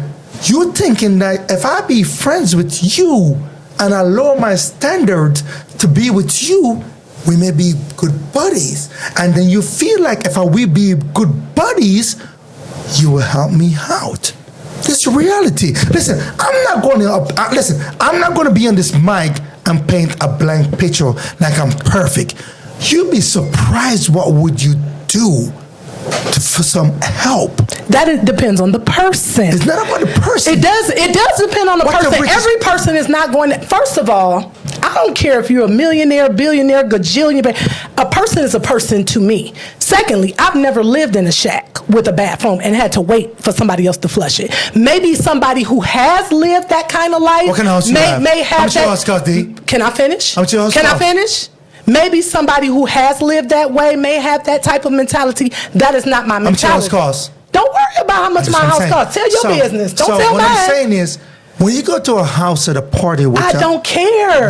That is my point. You're trying to impose that on me. If that is how you feel, have you ever struggled before? Absolutely. All right. So what I'm saying to you, that's how you feel. No, that is not how I feel. No, you put it on the stigma. But what I'm trying to say that's you putting on a stigma. What I'm trying to say to you is, I'm talking about real, true life story. So am I. So what I'm saying to you is, knowing that you're not making this money, all right? And then when you go out to these parties and you see these guys just making money, we're drinking Dom Perignon, we're drinking this, we just waitress there that's serving liquor, you can drink and eat whatever you want.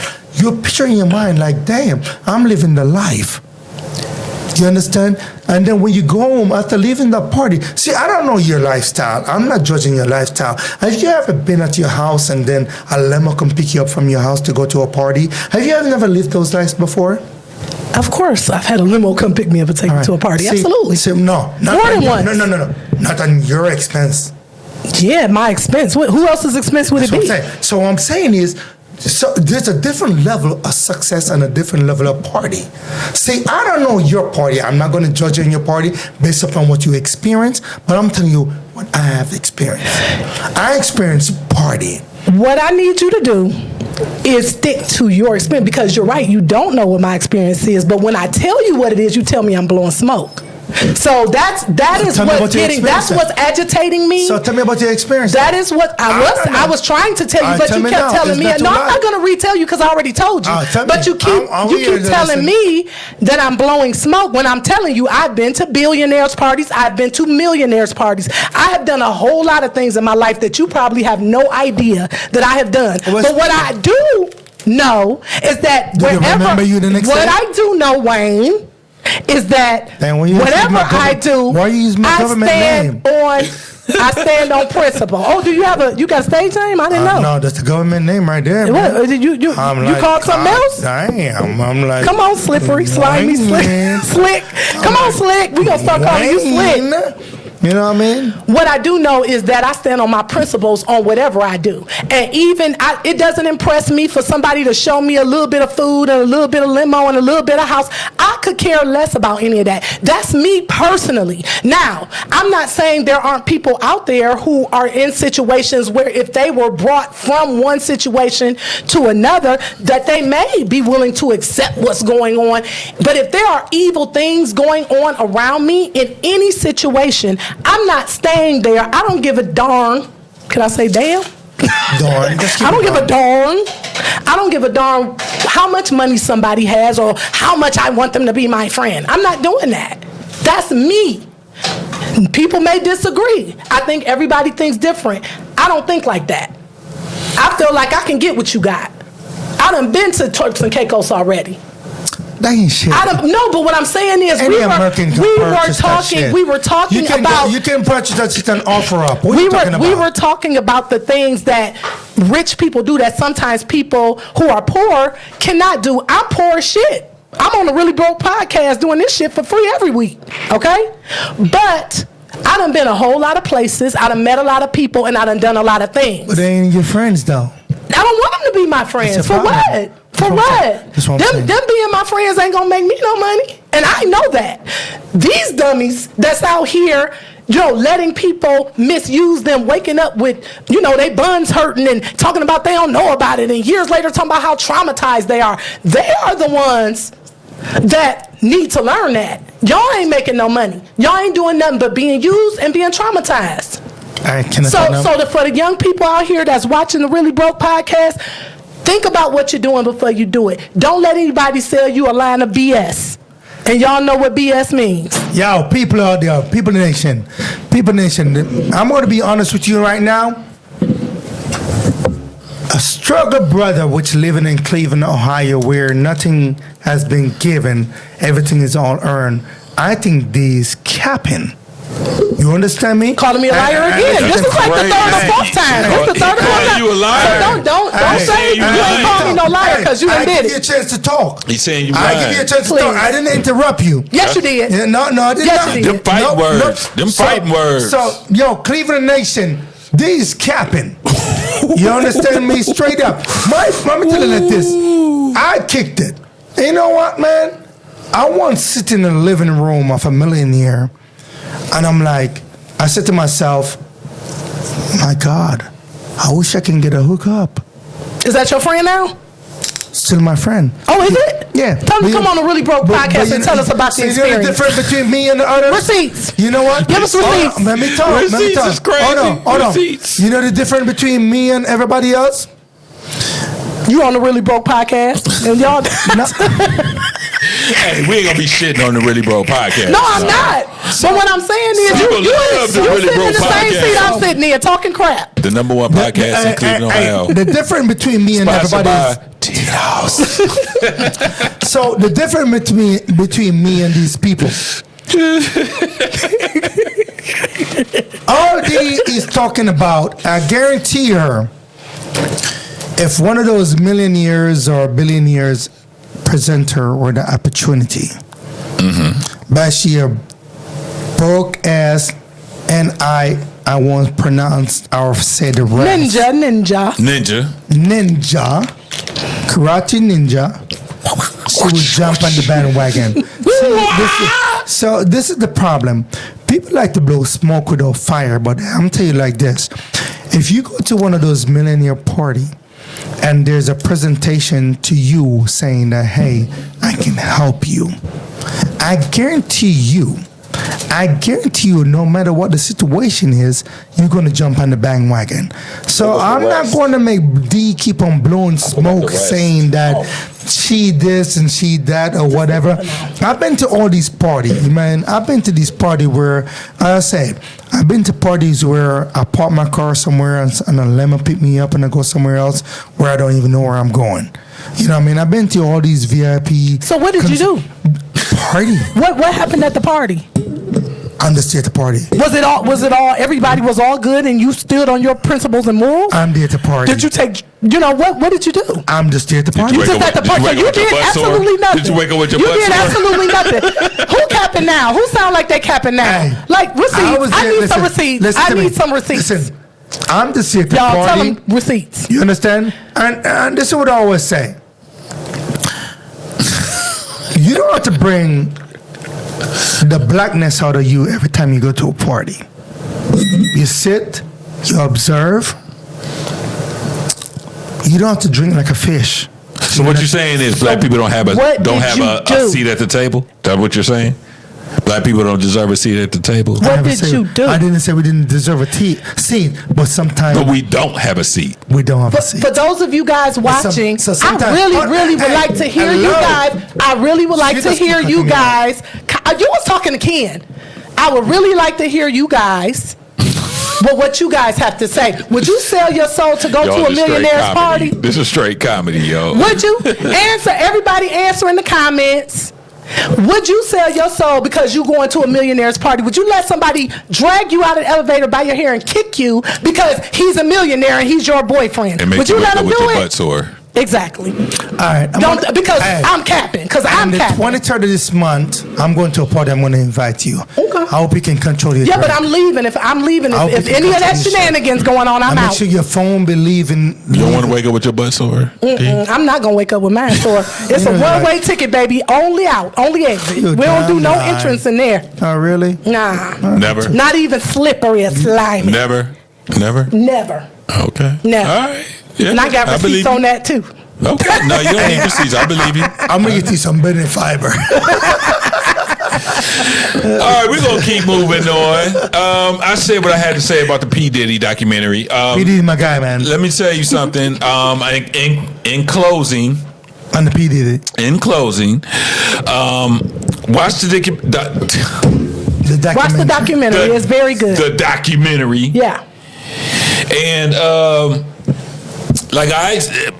what I took from it was you got to do some slimy, grimy shit to make it to the top. What did you take from it, Wayne? You know what? I think this was documentary. I'm going to be honest with you. You know, everybody going to hate me to say this. This is America, and there's one song. Ooh, this is America. You know that song? I know what you're about to say. All right. Yeah. This is America, and we are living in it. And I always play this song for Ken, and I say I always like the song. And at the end of the podcast, I'm going to play the song. Who made the song? I forgot what his name. I can't remember his name. Help me out, man. I forgot, but I know what you're about. Come on, it's Kanye West, right? No. The own boy, man. I know. I think I know what you're talking about, but I can't remember. Any Kanye West? No. I don't think so. Let me tell you that. Yeah, we know the beat. I'm gonna find it. Kanye West, right? No, it's not. It's not Kanye West. I don't think so. No. I forget the guy's name, but I swear that's Kanye watching West. the video. No, he's not. I swear it's Kanye we West. probably need to move on from this. Yeah, so we what will. I'm saying is, are you in a hurry, D? It seems like you're in a hurry, D. Hour and 9 minutes we've been talking about this. You know what? We're going to give the people what they want. We're going to give them a good show tonight. We'll do 2 hours if we need to. You got to go someplace. I'll tell you what, I forgot. You have a date? Yeah, she does have a date. Right. She does have a date. I don't. So we're going to give you we're going to be done. Hold on. Only listen to this real quick. I'm telling you, it's Kanye West. No, it's not Kanye West, man. All right, go ahead. It's real good. Oh, shoot. Hold on. Put it up to the mic. I'm going to give it to you. No, put it to the mic. Put it to the mic. Who is that, D? It's real. I can't remember. It should be. He just pulled it up. No, I want you to know. I can't remember. I don't remember his name. This is real. It's a real song. But that's not the song you said. That's not the song you said. It's real. Listen. I want you to listen to this shit. Listen to shit. It's real. Okay. All right, D. So listen. Hold on. Listen. Listen to what it said. We get it. Hold on. This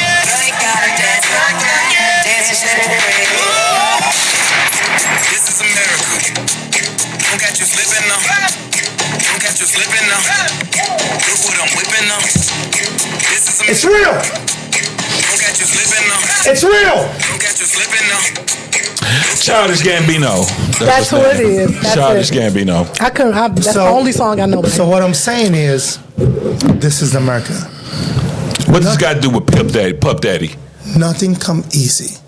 Okay, we know that. But what does this have to do with Puff Daddy? What I'm trying to say is, P. Diddy, the diddler. The diddler. You gotta slip it, gotta slide it to get to the top. Okay. If you watch Scarface, you watch all these movies. My favorite movie of all time. Nothing come easy. Nothing in America come easy. You know what my second favorite movie is? What is it, bro? Let me give you a hint. Who's the meanest? Show enough. Who's the baddest? Show enough. Yeah. What's the name of the movie?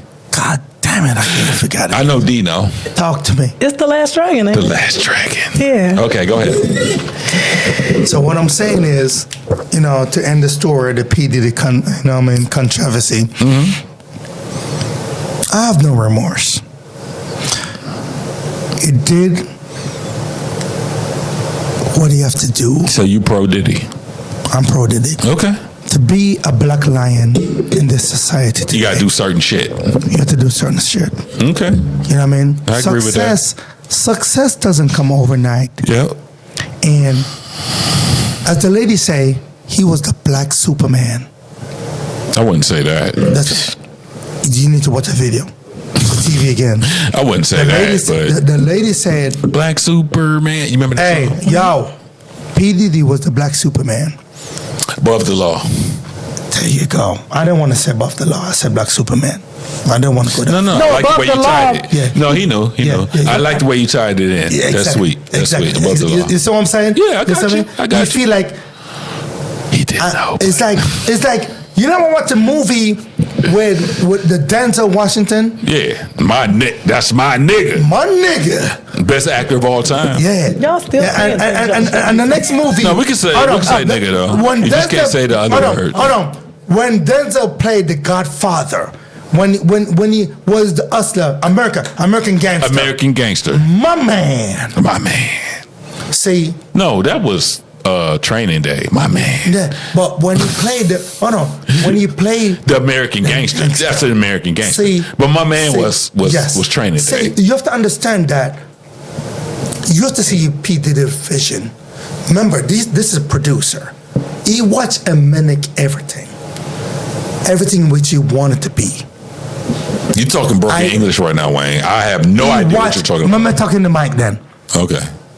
He's a producer. Okay, we got that. He's an actor. Okay, we got that. He watched everything which he wanted to be. Once upon a time, he thought he was American Gangster. But he wasn't. He wasn't. The money made him think he was an American gangster. So what in that movie? What role did Denzel play? He was really an American gangster, though. Oh, guess what? Frank Lucas was really that dude in Harlem. But the role that Denzel played, he was just making the money. He didn't kill nobody. Puffy imagined he was that guy because he had so much fucking money. He wasn't that guy. Exactly. He ain't shot nobody. He ain't sold no drugs. He ain't did none of that shit. So what the song I just played? He bought drugs. He bought drugs. He used drugs. What the song I just played? He ain't slinging. He ain't dealing with Pablo Escobar buying 80 keys and bringing them in the United. He ain't doing that. Is he? So what the song I just played? What the song I just played? This is America. The point is, what I'm saying is that he's not that guy, but the money can make you think you're that guy. Exactly. All right, you looking like you doubting me, D. No further comment. No. It's D turn. I was just listening. Your closing comments. No. I think I've had enough of that. No, on the Puff I don't have Daddy. any more comments. I've had enough of that. Okay, let's get back to okay. So, hey Wayne, I kind of need you for the next subject, bro. Okay, let's go to the next one. Okay. Do most men have a preference in body type when it comes to women? Ooh, well then I guess you. Well, why don't you start with that? I'm going to start with that. Yeah. Because y'all haven't let me get a word in edgewise. Y'all see this? Oh my goodness. All right, go ahead. Now, do most men have a preference in body type? Absolutely. He can't help himself. Absolutely. Sorry, TikTok. Jung Jang Jing. My bad, bro. Do men have a preference in body type? Absolutely. And let me tell you something. It isn't a permanent body type. Sometimes I'm in the mood for a thickness. Sometimes I'm in the mood for a big booty Judy. Sometimes I'm in the mood for curves that don't stop. And once I'm done with that, I want me a little itty bitty. I want me a little small thing. Small hips. Don't need to have a big booty. Little medium booty. Nice up top. You know what I'm saying? Pretty face. Y'all know the type I'm talking about. When it comes to me, I have a preference in nothing. Whatever I'm in the mood for, it's kind of like when I go out to dinner. One day I'm in the mood for salmon. One day I'm in the mood for steak. One day I'm in the mood for a salad. It doesn't fucking matter. God damn it, TikTok. Dude. Sometimes I'm in the mood. So the point of what I'm trying to say is we do have a preference, but it changes with time. I ain't gonna lie to you. When I see a thick mama, I'll be like, ooh, look at this thick mama right here sitting right next to me. Baby oil. Baby oil. Look at all that goodness. Hold on, listen what I said. Looking at all that goodness. I see this beautiful goodness right here. Yeah, I prefer that. But then, once I'm done with that, I might like me a little itty bitty. You understand? So it sounds to me like you don't have a preference. You're saying absolutely you do, but to me that sounds like you don't. What I'm saying is I have a preference depending on the day. Oh, so a preference, a daily preference. It's a day to day. It's see. how I feel it's at what the moment. You want today. So think about it. I want you to think about it. When you got that thick mama, right? It's basically where you place her is where she gonna stay. You ain't gonna move her around. You gonna stay right there and do what you need to do. But with that little itty bitty, you can take her in the corner. You can take her in the bathroom. Did we ask for instructions? You can take her. We don't need all that. You're doing too much right now. I ain't saying nothing vulgar though. Sir? You can take her to the next room. You can take her to the ceiling. You can take her to the floor. You can take her to the basement. You can carry her around. You don't understand? My other thickness is, tell him the right man can do that for us too. That thickness is stationary. Tell him. It ain't moving. Yes, once you put her in place. If you're strong enough to move it. That's where she gonna stay. You understand? That's where she gonna stay. If you're strong enough to move it, we move too. So, do I have a preference? I don't have a solid preference. No, I don't have a solid preference. It kind of, it's however the wind blows me. You understand what I'm saying? It's like, I see a beautiful black woman. I see a beautiful white woman. I see a beautiful Asian woman. You know what I'm saying? So for me, I don't have a preference per se. I don't have you know what? I think the right word we're looking for is type. I don't have a type. I just love women. And you ain't got to be drop dead gorgeous. I had a lot of drop dead gorgeous women. I've had a lot of 8s and 9s. But I had some 3s and 4s too. I ain't gonna lie to you. Sometimes, that drought is rough. So you gotta take what you can get. So why you blowing your nose up? I'm not doing anything. You got something to say? Big D, you got something to say? I'm not saying it. Hey, I can't answer this question. Sometimes, you got to get them. You know what? You go through a drought sometimes. And the best advice, somebody told me, when you're going through a drought with women, and, you're just not picking up anything, you got to go get a slump buster. You're in a slump. You got to go get a slump. Come on, we talking about human beings, man. A slump buster? Dude. It's this thing called a slump buster. No. Chill. You're in a slump. You ain't moving like you was moving before. The girls ain't calling you like you was before. You open your black book. I know that's old school as shit. Nobody has a black book anymore. But you open your black book, call some numbers, nobody's picking up. You're in a slump. So what you're going to do is go find you a slump buster. What I mean by a slump buster is you go to your local bar, wherever it is, your little local dive bar. You go into the bar. You look around. You find the loneliest, biggest chick you can find. Because most likely she doesn't have anybody to talk to. Oh my God. How offensive are you being? The biggest. No. I'm sorry. I'm not chilling. Let me finish. I'm not Let chilling. me finish. That is offensive and you should not be saying that. That is not nice. You go find the biggest, loneliest chick in the bar. No. You go buy her a drink. Why you getting mad, Big D? Most likely, she's going to go home with you. Once you go home, you do whatever you need to do to get out of that slump. If you understand what I'm saying. They understand what you're saying. And by the time next day, you should be out of that slump. Go ahead, D. No, I'm just saying what you just said was super offensive. And you need not be, first of all, speaking about women in that manner in public. If that's how your chauvinistic mind feels, then fine. But you should not be speaking about women in that manner. Secondly, just because a girl is big, hey to my big girls, just because a girl is big don't mean that she the last person that you can pick up in a bar. Shit, for me it was. Go. Well, then say that's your personal experience, because it's a lot of big, beautiful women out here. It's a lot of thick, beautiful women, and some slump busters are skinny. Man. Ain't no such thing as a skinny slump buster. Yeah, okay. I bet for some people it is.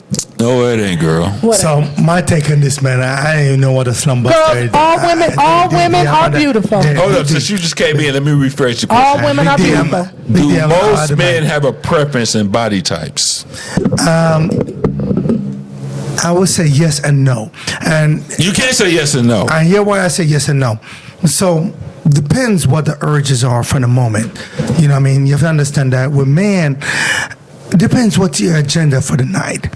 As he described the slump buster. So for instance, brothers go, I really want to say the real name, but I can't say it, but brothers go to the bar on a Friday night. Ninjas. So you go to the bar on a Friday night. So you see a perfect 10, you see a 5, you see a 4, and you see a 1. Go for the 1. So, the 1 always can buy only one drink. Bullseye. The 1 only can buy one drink. Because she ain't got no money but $5 in her wallet. Maybe can buy $2. She been sipping that drink for the past 3 hours. That one got money because she ain't been dealing with y'all all day. No. She working and doing her job. I don't know what world you're living in. She got money. The ones got all the money. You're cutting me off. I'm sorry. We're living in Cleveland. We having a conversation. No. I'm telling you the conversation. I'm gonna keep it real. I'm a man. All right, come on, man. So let me tell you right now. I'm glad you know the that. ones only put $2 gas in their car. They can't bring it off the street. All right. The tens. I'm telling you right now. The 10's gonna buy a bottle, or they're not gonna even look at you because they're buying their own drink. The 2s make them buy the drink, but they're looking for you to buy the second drink. The 1, she's sipping at her drink all night. She buy 1 double and she sip it until 2:30. She brought her own bottle. Just in her purse. Or she hibernate. So she drink the drink before. Damn, hibernate. Yeah, she did. Listen, listen. I love big women. Hey, she hibernate in the car. She get a bottle from the house and she drink it in the car before she come on home. Because guess what? She only got $20 in her pocket. I love me some big women. So this is what you're gonna pay her $20. Oh, don't try to change it now, kid. Don't try to change it now, kid. Kid, no, he ain't getting no play at Cleveland. So this is what she's gonna do. Anything. So she ain't getting banned. Big thing. So this is I'm talking about the real Cleveland life. So this is what she do. She pre-drink. So she pre-drink. She only got $10 in the wallet. So she pre-drink. She knows she need $5. Always YouTube. So so what does that have to do with your body type? Okay, come on with it. Let me talk. Yeah, what that got to do with your body type? So you get me out. So she pre-drink before she come to the bar. She only have $10. She knows she need $5 gas because she had to go to work the next day. So she's gonna buy 1 shot. And always the big girl in the corner. This is not true. Listen. She sit at the corner by a table by herself. She either buy a double or she buy a single, and she's gonna sip it all night. See, fly girls don't do that. Listen. Big girls. Listen, fly girls don't do that. Fly girls come in bunks in the air. Hey. Oh, fly girls. Hey. Right. And they come double. Hey, you want? And listen, a fly girl say, "Hey, you want your drink?" Yeah, give me it. Yeah. Fly girl do that. So there's 3 levels. You saying 3, but you putting up 4. No. No, you like 4. He had 3 levels. He like 3 levels. No more Tito's for you. So what I'm saying to you is, what's wrong with Ken saying? say a taker, let's call it the taker. He got a score. It's Friday night. He can't afford the 1 and he can't afford the 2. And that's the problem. But if he see the 3 sitting in the corner, which only sipping that 1 double all night until 2:30, we gotta make it happen. See, I'm a man, you're a woman. You don't understand how a man thinks. But I'm telling you, I do, y'all don't. But carry on. So I'm telling you the rationale of a man. See, and guess what? You know the crazy thing about this?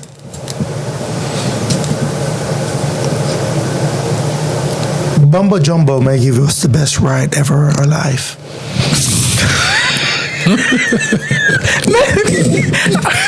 How much longer we go? What you got to say about it, D? What you got about to say? What you got to say? Okay, am I gonna be able to say it? Or y'all gonna interrupt me? This is what I think about this BS that you guys have been talking for the last 15 minutes. First of all, the 10 can be a big girl that's in the room. The 10 can be a white girl. The 10 can be a skinny girl. The 10 can be a girl with no hair like myself, because I'm always a 10. Man, white girl don't you ain't supposed to interrupt me. So you don't always determine, or you only determining in your own mind whether or not somebody has money in their pocket, whether or not somebody's a 10. I get that maybe your experience has been whatever your experience has been, and that is perfectly fine. But I think that the problem is that a lot of men don't want to approach the 10, not because they can't afford it, not because they think the 10 gonna buy drinks, because they don't think they can pull her. I think the men. Okay, then. So instead of going to get the 1, why you don't go get the 10? Because I know. No, you need a, what you call it? You need a dust buster. What you call it? Slump buster. A slump buster. You want to go get the slump buster. I'm in a slump. If you was all that and you had a couple dollars in your pocket, why can't you? Don't interrupt me with that. Don't interrupt me with that. That is so rude. Listen. Don't interrupt me with that. You do that while you talking. Do that. Don't play music while I'm talking. Listen to this. I'm not listening to anything. I'm going to get a drink. That's what I'm going to do. You can do that. I ain't got nothing. I'm going to get something to drink. Where you going, D? To get something to drink. Before y'all piss me off. Hey. Oh, my God. Hey, you hear what Masterpiece said, right? She don't understand what Masterpiece said. You disrupt me when I'm talking. What I'm saying to you. Hey, what I'm saying is. Mad at you, bro. Hey, Masterpiece said, listen, man. Listen what Masterpiece said. He doesn't care. You said we can't pull the 10? Hold up. This is what Masterpiece said. Y'all broke. Y'all broke dudes who can't pull 10s. Y'all broke dudes who can't pull 10s. Need to quit talking crap about big girls and talking crap about skinny girls and talking crap about anybody and get some money in your pocket and pull you a 10. Done. What's the next topic? This is what Masterpiece said. Receipts. No receipts. Bum. What Masterpiece said? Hey, what makes a man suddenly lose interest in a woman?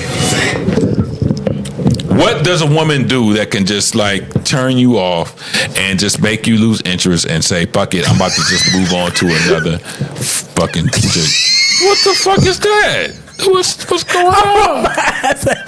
Oh my God. What's going on? All right. Hey, y'all remember this? D, I'm going to start you off, and I'm going to switch the question. What makes a woman suddenly lose interest in a man? Somebody who don't know how to let women talk. A rude man. I'm trying to tell you what Masterpiece don't want to let women talk. Hey.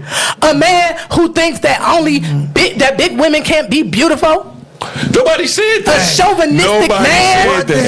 Nobody said that. A man who's broke. A man who's broke. Hey, she never get the song to play, the chance to play. I can sing that song without the music. Don't do me. All I'm saying is, big women are teens. Sing it. What he said. In answer to your question, Ken, and that's in answer to Ken's question.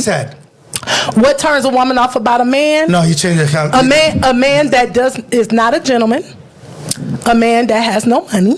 And when I say that, I don't. No. What the question is? What makes a woman suddenly lose interest? So he's already got you. Oh, okay. He's already got you. So then, what makes you lose interest in this man? Same thing, gentlemen. Needs to be a gentleman. Well, if he wasn't a gentleman, then why would you? Because he could have been faking the funk. A lot of men, they fake the funk to get you. Mm-hmm. They give you their representative, and then once you get with them, they show you who they really are. Okay. So that goes for women too. That goes for women too. Right. But you asked me about men. Okay. So I'm just telling you what makes me lose interest in a man. Okay. I've lost interest in a man because he wasn't consistent. In what? In anything. In what? What they'll do is plan dates. I've had a man that plans dates, maybe doesn't show up, not necessarily in the way of standing me up, but the day of, I gotta go do this, I gotta go do that. So I can't make the date today. Can we reschedule? I reschedule what you want. What's wrong with that? I reschedule what you want. But what's wrong with that? You're not going to keep. You're not going to. What happened is that you're not going to make me. If you can't make me a priority, that will make me lose interest in you. Okay, that's fair. That's what I'm saying. I think that's. Can I say bull crap? No, let her finish. Can you say bull crap? Can I say bull crap? You can say bull crap. You done already said a whole lot of bull crap. That's bull crap, D. Big D, that's bull crap. Another thing that would make me lose interest in a man is if we cannot communicate and we are not on the same page. Now, sometimes in the normal process of a relationship, that just happens because sometimes your thought processes, your maturity level, certain things about the relationship just changes as you guys grow or don't grow together. Maybe we were on the same page when we got together, but maybe my, education, my career, whatever, might put me in one place and you want to stay stagnant where you are and you don't want to grow. All right. That would make me lose interest. What was the question again? What was the question again? The question is, what makes a man... So now it's your turn. Okay. Lose interest in a woman. Okay, go on. I just want to make sure. For her, it was flipped. It was right. It was what would make a woman lose interest. Now it's your turn. All right. Yeah. And then it's me. They can't wait to shut me up. But go ahead. Are you done, D? I'm done. Are you done? Are you sure? Are you sure, woman? Oh, you're 99? I'm gonna put some music on while you talking. Come on. Let me find what I want to play. So what makes a man suddenly lose interest in a woman? Don't look at me. Come on. So, I don't like a woman blow smoke up in my ass. You like somebody to do something up your... Wake up with your play high, so baby oil and booty. Listen, go ahead. Never bad. That's number one. I don't like a woman argumentative. Okay, no, that's fair. How can any woman be with him and not be argumentative? Come on, that's fair. Please now, go ahead. Your floor. Yeah, my floor, and you can play any music you want to play. I'm going to. I'm going to. You know what I mean? All 90s though, baby. All right. So, don't smoke up my ass being argumentative. You know what I don't like? When you come to bed with a freaking full jogging suit on. All right, you know what I don't like? That's fair. That's fair. You know what I don't like? What turned me off from a woman? When you have on those blinkers, too much eyelash. Yeah, listen. Let me tell you something. Your natural eyelash is only 1/3, but when your shit grow to fucking 2/3 or 1 inch, you have blinkers. You have wiper blades. That's a turn off to me. And not only that, it's when you color the shit. Then the shit becomes horrific. Who's coloring it? No, he hit that shit. He said from 1/3 to 2/3. Who's coloring their eyelashes? No, it becomes a problem right there. I've never seen anybody color their eyelashes. You asked me what I haven't. Oh my God. No, it becomes, you ain't seen pink eyelashes? No. So now it becomes a wiper blade. You understand? So that's a problem for me. So you like natural women? You on fire. Hey, you asked me what turned me off. I'm only giving you what turned me off. You've been at work all day and you're in the shower and you lay in the bed beside of me. That's a turn off to me. Okay. You know what? You've been working all day, the shit sweat. And when it's sweat, you know what happened when it's sweat? It comes. You don't want me to start. Man, hey, listen. Hey, You don't want me to start because I'm going to give it to you like you're real. You know what I mean? I'm going to, listen, I'm preaching about time right now. I'm like Stephen A. Smith. I'm going to preach to you what turned me off about a woman. You understand me? When I come home, your ass been in the bed all day, knowing my ass been at work all day. You ain't cooked me no food. You look at my face and ask me what we going to eat. I'm like, excuse me. You been home all day, nigga. You've been home all day. Hold on. You know I like to wear clean drawers. You know I like clean bath towels. You know I like clean towels. So listen now. Why you ain't washed my clothes? Why I gotta put on the dirty drawers when you've been home all day? You want to know more? Sure. You want me to keep going? No, they want to know. You know They want to know. They want to know. Let me tell you this like this, man. My favorite word. There is a difference between amateurs and pro. Make sure when you get with me, you're in the pro league. You're in the pro league. Yeah. We don't need no minors. Because I'm not going to settle. But yet they'll take the ones up out of the bar. Listen to me. I don't need a 1. I don't need a 2, and I don't need a 3. You know what I need? What you need? Consistency. Same thing a woman needs. You know what I mean? I need a woman which can deliver. I don't want to be a captain saver. No, don't say that. I didn't say it. You know what I'm saying? You know what I mean? I need a woman which can deliver. Because you know what? As a man, I know I can deliver. Okay. I have to work 3 jobs. I can deliver. Okay.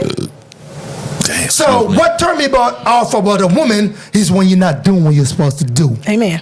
You can sell it to me, and then 6 months afterwards, you ain't delivering. That's a turn off to me. You come to me, you wake up in the morning, you want me to give you a kiss, but you ain't brush your teeth. You ain't used the mouthwash. You ain't smelling fresh. I'm all about fragrance. You notice I smell good tonight, right? Ah, yes, you do. You smell great. Man, let me tell you like this. I don't care if you want to roll your eyes and hold it stuck up in there and don't come back down. But let me tell you like this. Hygiene is one of the best things for me right there. If I smell you don't smell right, I'm turned off automatically. I don't care if you could be a 10. I don't care if you could be a 9. I don't care if you could be a 7. If you smell bad, it ain't happen. Just to let you know. Fuck yeah. Somebody told me last week they gonna take that bad smell. They said they gonna do it really well. And finish listen, the job. let me tell you like this. Big girls need loving. I'm gonna see it Nasty, through. man. I'm gonna see it through. Hey, big girls need I gotta loving. see it through. Hey, listen. Big girls need loving. You might have to do a little twerk. I'm not a big girl fan.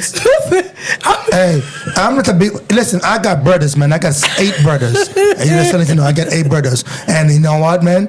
I got 2 of my brothers. All they talk to are big girls. They like big girls. If you're not over 250, 300 pounds, they don't want you. Okay. But me, I don't want to ever earn you. I ain't going to earn you and shit like that, man. You know what I mean? I can't pump a jam for 300 pounds. That's too much hectic for me. You know what I mean? I like to, you know what I mean, toss it east, west, north, south, you know what I mean? You know, south, west, or whatever. You know what I mean? So I'm different. You know what I mean? But what I'm saying is, when it come on to women, I need a woman. I don't need a kid. I don't need a child. Not because she dressed good doesn't mean she good.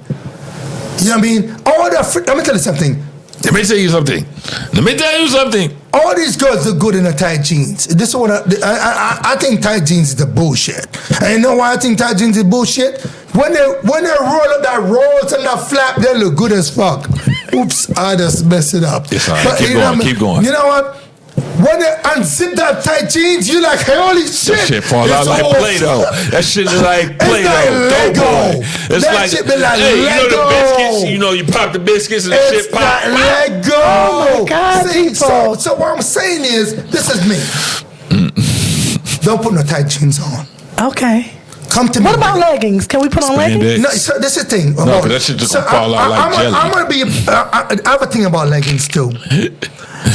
I feel like leggings are very revealing. Okay. You know why? Yeah, why? Most of the things you see through. You can see the drawers, you can see the panty line and shit like that. You can see the tongs. Is it tongs or tongs? What do you call it? Thongs. Thongs. Oh, there we go. Here's my song. I'm about to get it right now. Yes, I'm about to get that. So sometimes I think that's a little bit too revealing. I like my ladies to be conservative. So listen, number one thing, you want to make my day as my woman? This thing right here. Hey. Is letting all the ladies know Cleveland. What men talk about? What They don't be Cleveland talking girls about at? nothing. Show it up, Cleveland. No, y'all Clap Cleveland up. women don't be talking Clap it about up. nothing. Clap it up. Hey. Cleveland. What? Where Cleveland girls at? Clap it up. Clap it up. Clap it up. Clap it up. Clap it up. Nope, just it. Shake that booty, Cleveland. What? Baby, move ya. What? So, another number of pet peeve for me. When I come home from work, man, I like my girls to be sexy when I come home. Remember, I'm a mid-age guy now. I don't tell my age, but I'm a mid-age guy. Nigga, you old. I was just thinking the same thing. Nigga, I'm old too. I like to, three. I like to see my girl entice me. You know what I mean? Because you know what, man? It doesn't matter what she do. Best time of my life. Hey, I'm gonna bring it. I'm gonna bring it. You know, listen. Until I die, if I have to get the pep up, I will get the pep up. I won't say what the pep up is, but I will get the pep up. I'm going to bring it no matter what the situation is. Bring it. So you have to understand, with a mid-aged guy, attraction is everything. Mm-hmm. I like the house to be cleaned. Mm-hmm. Don't let me come home from work and there's dirty dishes in the sink. Mm-hmm. That's a problem for me. That's a turn off right there. Okay. What are you going to feed me? You want to give me? I said, baby, I need some water. Matter of fact, fetch me some water. Okay. Ooh, Go get me some water. Bitch. That what you gonna tell your girl? Bitch. Hey, Bitch. You know what? They making themselves a lot of headway with you ladies in Cleveland, huh? hey. Y'all gonna date them? Shit, we done knocked off half of it. Oh my God! You guys are so We vile. done cleaned the block already, dude. Shit. Well, then y'all better get broadcast to some other states, some other cities. Columbus, y'all next. Coming to a stop near you in Columbus, Ohio. The Really Broke Podcast. Before I start, I just want to tell you, like my 20s was like the youth, and the 30s was like, yeah, it was okay. The 40s was terrible. My 40s was fucking terrible. I don't understand. I'm not gonna go into detail. My 50s though, I don't give a fuck. I don't give a damn what y'all say. My 50s are great. And That's so nice. But listen, no. Let me explain. Like, when I was in my 20s, I was, somebody said they was 50. You was like, damn. You old. You old. You was like Kevin Hart boy. Damn. You old. Right? You old as shit. Because you didn't quite understand, because you got all this youth and all this vigor and all of this euthanism, right? Yeah. So you didn't quite understand. You feel invincible. At 20, you're invincible. Nothing can hurt you. You fall and break a bone, you heal in 2 days. Nothing can stop you. And then you get in your 30s and you've lived life, you've kicked it and probably had a family and such and such. And so 30s was your decade of learning. Your learning life, right? Yep. 40s is kind of like bullshit. Like 40s is like, whatever went wrong, you're dealing with it in your 40s. Whatever went wrong in your 30s and your 20s, because your 20s and 30s was your foundation. Your 40s is you're dealing with the havoc that you wrecked in your 20s and 30s. You get what I'm saying, D? Yeah, your 40s, you're dealing with all of the repercussions of whatever you did in your 20s and 30s. You're dealing with the aftermath. And what was the aftermath, Ken? What was that like? I ain't gonna get into all that. All I'm gonna say is I dealt with it. You did deal with it. Your 50s, I'm 52, and even though my 40s was lackluster,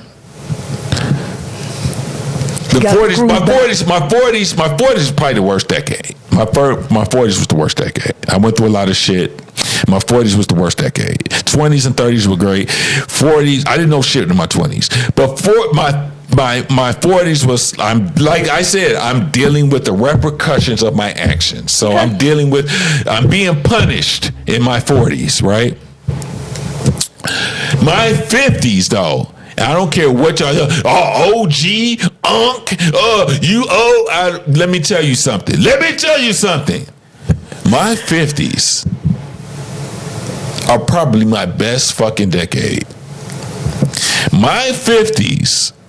I mean, you got to deal with a little certain shit. You know, you got to deal with the little, you know, I wake up and I'm sore for no reason and shit like that. I get that. I get pain for no reason at all. You know what I'm saying? But my 50s is my best fucking decade. And what I mean, and the reason why the 50s are my best decade, I'm going to get to the question, but the reason why the 50s are my best decade is because I follow one rule. It took me 4 decades to get to this one rule and not give a fuck. Once I got to my 50s, the level of give a fuck just went out the fucking window. And once I stopped giving a fuck, my life became great. You just don't care. At 50s, I don't care what you say about me. I don't care what you do. What you do is what you do. What I do is what I do. When I got to 50, I just don't care. I don't care. And it could be good or bad. I don't care how you feel. I don't care what you say. I don't care what you do. I just don't care. And that freedom of not caring is unequivalent to anything I've experienced in my 20s and 30s. You care in your 20s and 30s. You're trying to prove yourself. You're trying to get to what you want to do, what you put in your mind to do. You try to get to these accomplishments. I don't care in my 50s. Hey, Ken. What I am is what I'm going to be, and that's that. We don't care.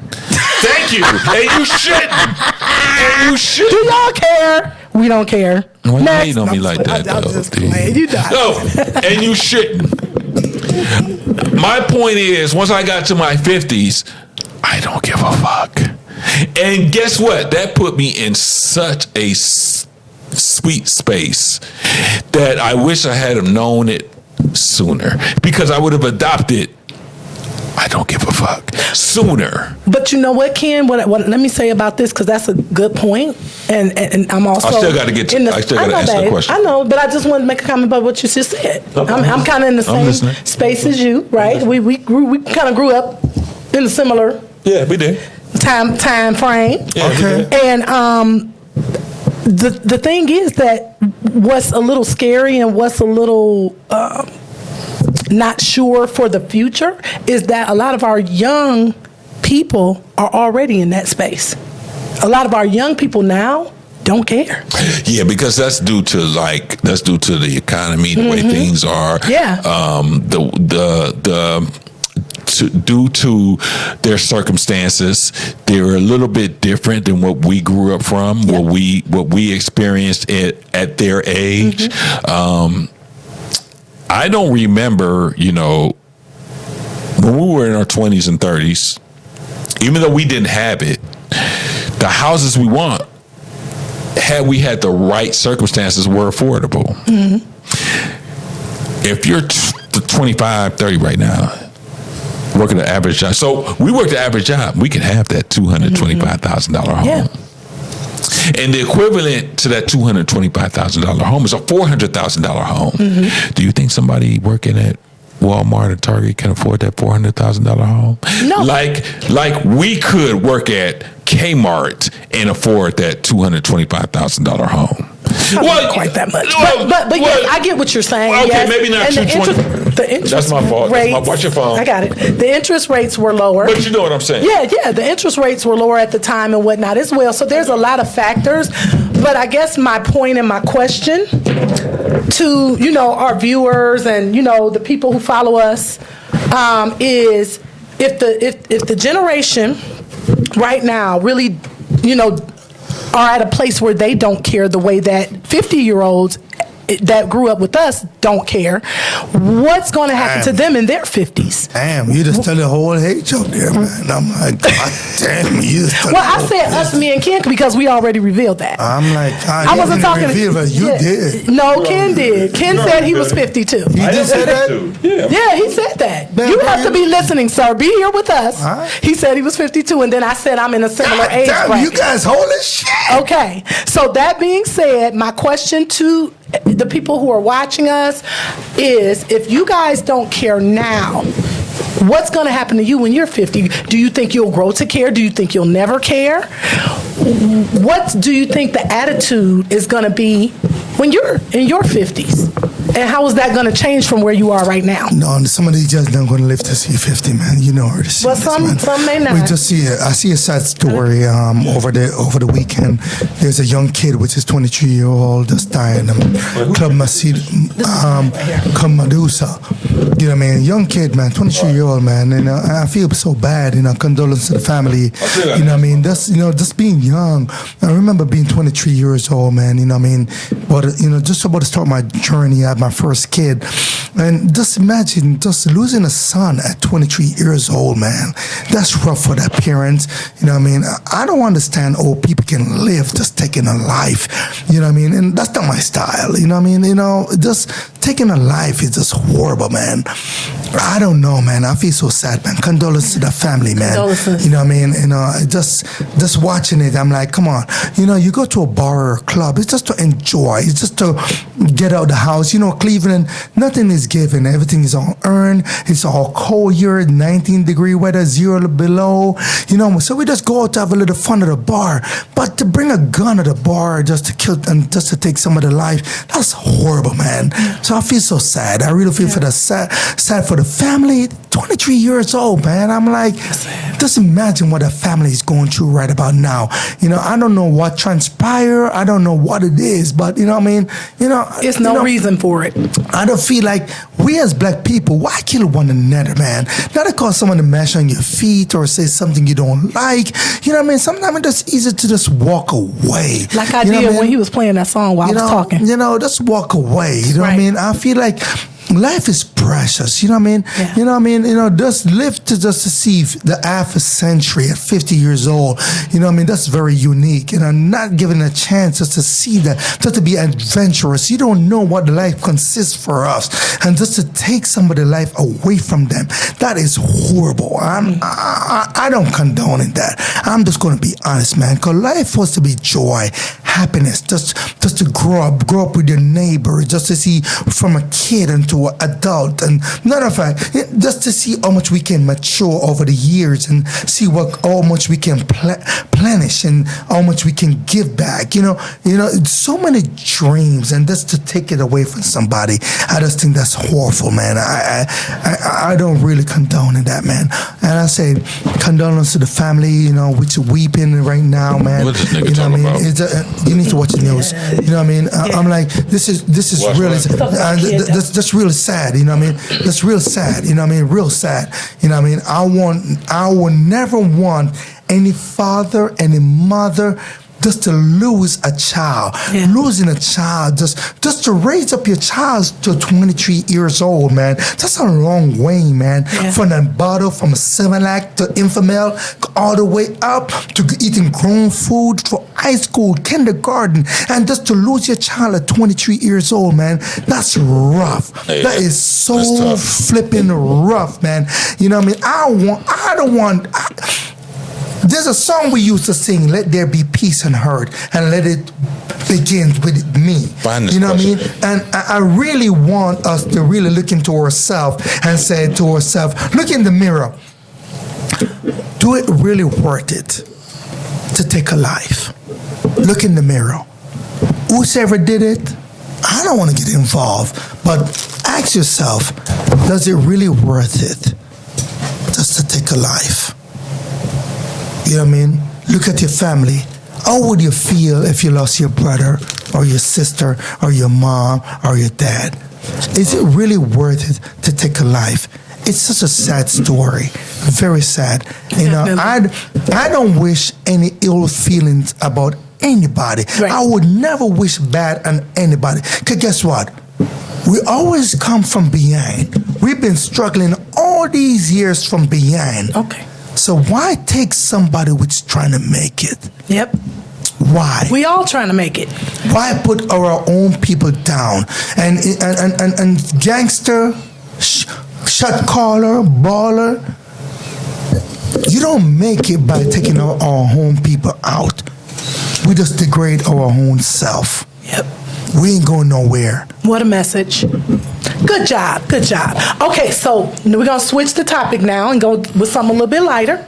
So have you guys ever just sat back and looked at your past dating choices and said, why did I like any of them? Like, I've dated some guys in the past, and a lot of times when you get a little bit older and a little more mature, you start to reflect on the choices that you've made in your life. How did you get where you are in your life? Whether it's good or bad. Some of the choices that you've made were good. Some of the choices that you've made were bad. But one day I was just sitting in my living room, having me a little cocktail, listening to a little soft music, and I'm thinking to myself, why did you do it? You know what? Like, why did I make some of the stupid choices in dating, especially that I've made? And then I look at the people that I chose and said, why did I even like them? Like, why did I choose? What made me choose them? What was it about them? And it wasn't the cucumber, right? Well, sometimes it was. Sometimes it was, though. But I ain't even gonna lie. Let me finish and then yes. All right. But I sit back and I say, this person really, didn't take care of me. They didn't take me on dates. They didn't, do all of the things that, as a young woman, I said I wanted a man to do for me. And for whatever reason and somehow, I got caught up in whatever situation it was. Like, it could have been a cucumber. It could have been the cucumber, right? Because sometimes that's really good and you're like, wow, never had any like this before. And then other times, it was maybe a life situation. Sometimes there was an attraction there, but you feed off of only attraction and nothing else. Not any commonalities, not any, them being what you need them to be or want them to be. And even now, I look at some of them with disgust, like, why? Like, ew, like, why? What was I doing, right? But I was also, when I was younger, I was in a different space in my life, right? I wasn't very. Can I answer the first question? I'm not asking a question. I'm still talking. Okay. Thank you, sir. You know what I want y'all to do? As a side note, I want y'all to time. How much time, this one especially, but both of them talk compared to how much I talk. I just want to answer your first question. Because I want y'all to know that I overtalk them because I have to. I just want to answer the first question. Go ahead, Wayne. I hope it's something important. The only reason why you choose what you choose at the time, I just want to answer this one question as you go along. I'm trying to help you out here. Because the pum pum was on fire and that shit was jumping in that pan, so you need to be submitted to something. You need that quench. So when you need that quench, you get something or something. Quench your thirst. Yeah, you want to quench your thirst. That's all that it was. Is that the same as saying the cucumber? You needed the cucumber? Yeah, you needed the cucumber. Oh, and I said that twice. Yeah. So that being said, I'ma end my soliloquy. All right, keep going. I'ma end that shit was on fire, and you want to be tap on. I'm going to end my soliloquy. You want to be tapped. That's all that was. It's all good. We dig it. Keep going. All that they may have had a certain thing that I needed, and it wasn't always the cucumber. It was a cucumber. Sometimes it was, and sometimes it wasn't. It could have been what money. It was. Sometimes it could have been comfort. I said it could have been money. If it's money, then you're selling it. Okay, it could have been. Don't talk about selling when y'all talking about going in bars, getting ones. Like, I don't want to hear that. It could have been a whole lot of other things. Yeah, you're selling it, huh? But what I want you young people to know out there is that when you're making decisions for yourself, you have to make it thinking that would a more mature, an older me like this later? Because now I'm like, ew.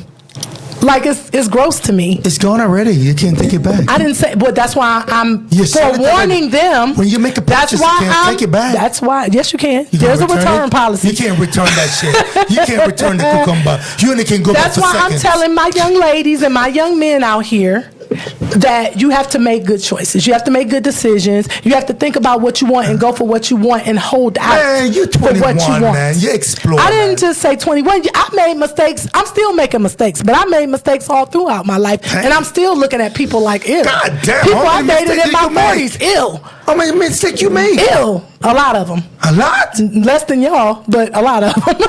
Shit, I know I made a lot of fucking mistakes. Go ahead, Wayne, your turn. And then my turn. So I'm going to tell you straight up, Big D. The only reason why you made those mistakes is this. No, don't tell me why. How do you make your mistakes? Don't tell me so, why. No. Answer the question. So the question is, what you mean? Have you ever sat back and looked at the people that you dated? Yeah. Yeah. So. And what was wrong and what was right? I'm gonna be honest. Please.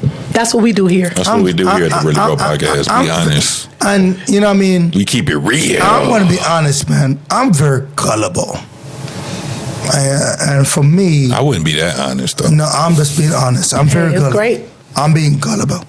And I'm the type of brother, whatever I see, I want. I'm not greedy. Whatever I see, what I want. Or something? You know what I mean? She was like, nah. She was like, more like, So my thing is, I have no regrets. Well, I lied. I make two mistakes. Okay. Mm-hmm. 2 mistakes, and I won't publicize my 2 mistakes I made because it'd be a controversy. It'd be upstar, and some people won't like it. But I was young at the time when I made these 3 mistakes. You know, at the time, I was to choose. Well, I can freelance about it, bump it. I freelance about it. Just don't say no name. Yeah, You don't have to say no name. Yeah. So at the time, I'm young. Just came from the island. I feel like I'm Mandingo. I feel like I was the man. I was the made man. So I have a choice of dating a girl without a kid and a girl with a kid. And one was a black Jewish girl and one was a regular American girl. And one was a pretty girl and one was just a girl who was trying to strive and say, So hey, she wasn't pretty. No, they both was pretty, but one was responsible and one was into party. So one was a mother already. So I chose the one which was a mother already because she said, "Hey man, look, I will never forget this, and this is my biggest mistake to any young guys, and this is real true story. This is my life." She said to me, "I can cook, wash, and clean. I'll be that woman you're looking for." Okay, all right. Yeah, she told me what's that. up. You know what I mean? But my dad, she was pretty. She's pretty. She was real pretty. But she wasn't pretty as the other one. No, she was pretty. She was prettier than the other one. Okay. You know what I mean? But my dad said something to me which was very unique. No.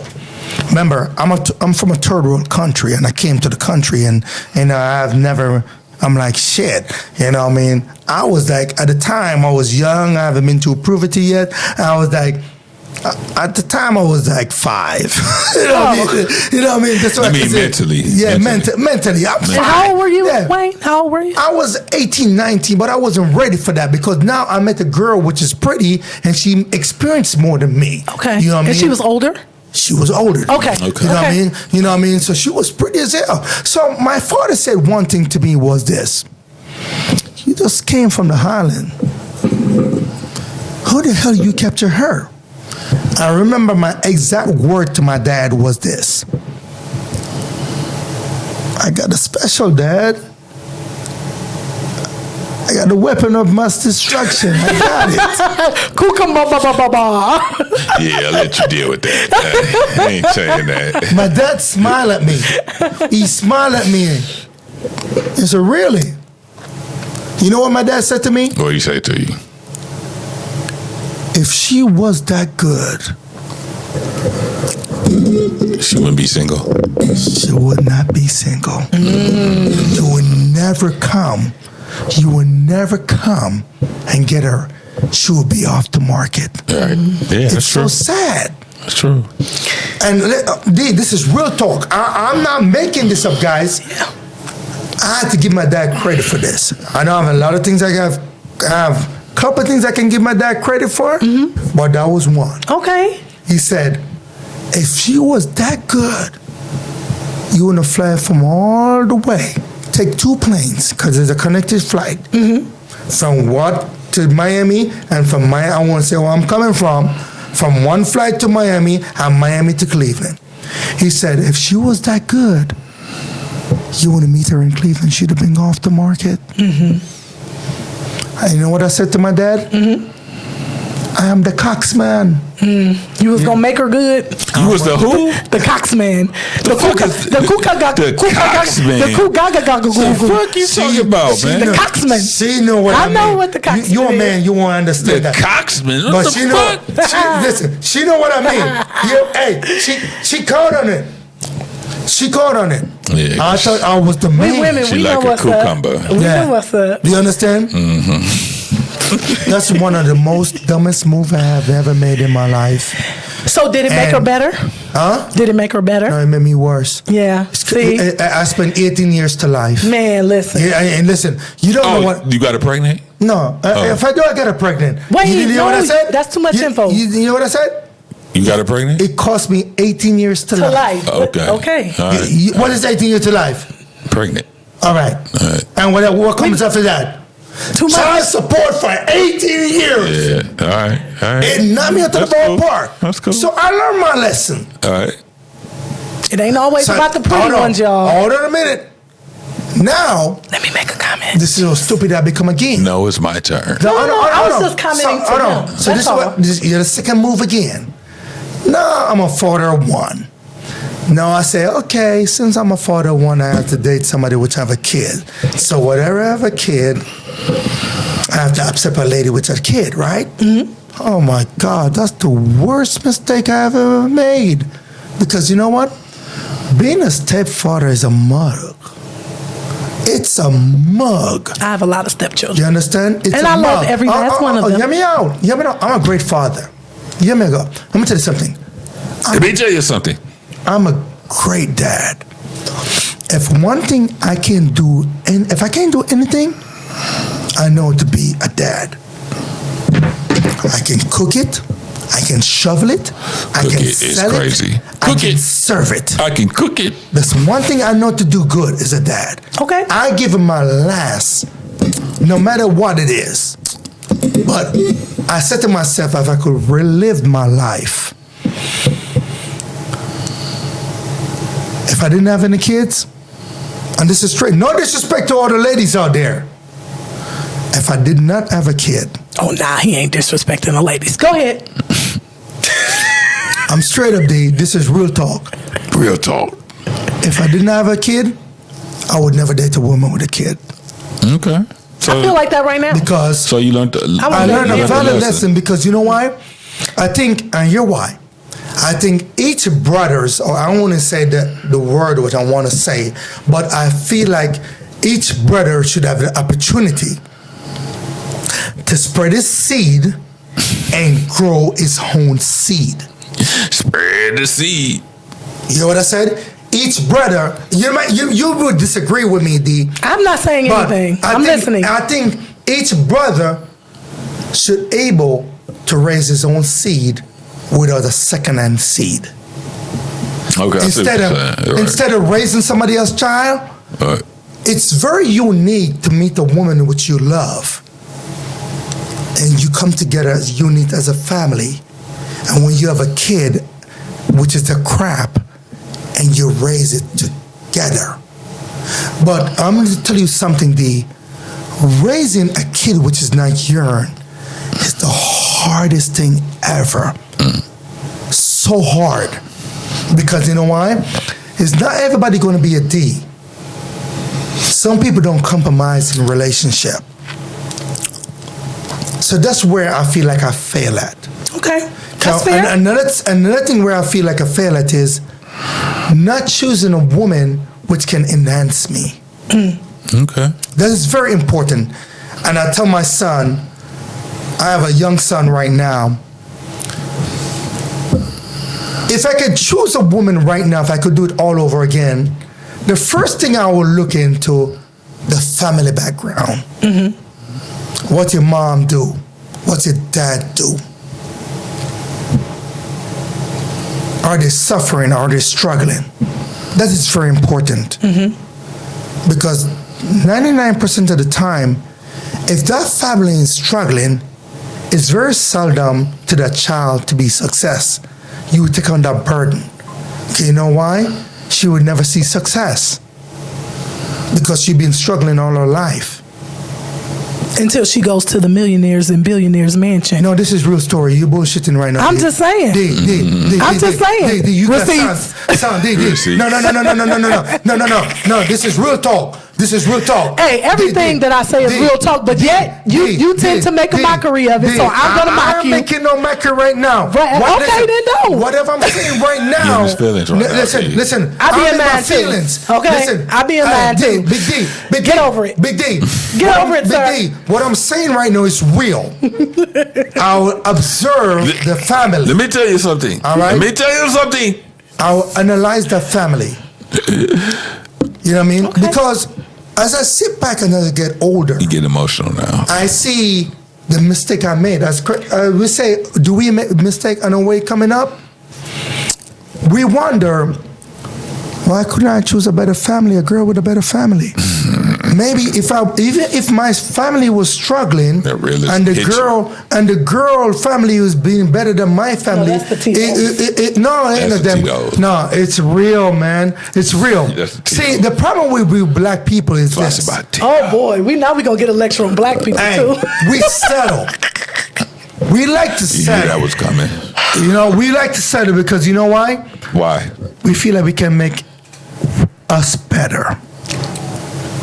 I just got to do with the question. Because we feel like we can save each other. And sometimes we cannot, Ken. Okay. Okay. We can't save. Listen, don't get it twisted. We cannot save each other sometimes, Ken. No, we can't. So do you feel that some of the women you dated, you were trying to save them? Is that what you were thinking? You was Captain Save With the them? cucumber? Were you trying to save them? Right. What were you saying? I feel like I could have made them better. Okay, that's Captain Save them. You know what I mean? When you feel like I you feel can make someone I feel better, like that's I coulda- Captain Save I them. feel like I could have enhanced them. That's Captain Save them. But, Yeah. and that's the problem. The definition. We tend, just like you. I heard your stories and I listened to it very keenly. You feel like, I have never been married. You have been married. You feel like you could help them become better. D, like, where you going? D, Where you going with this? the only person you can make better is yourself. No, I didn't think I could make him better.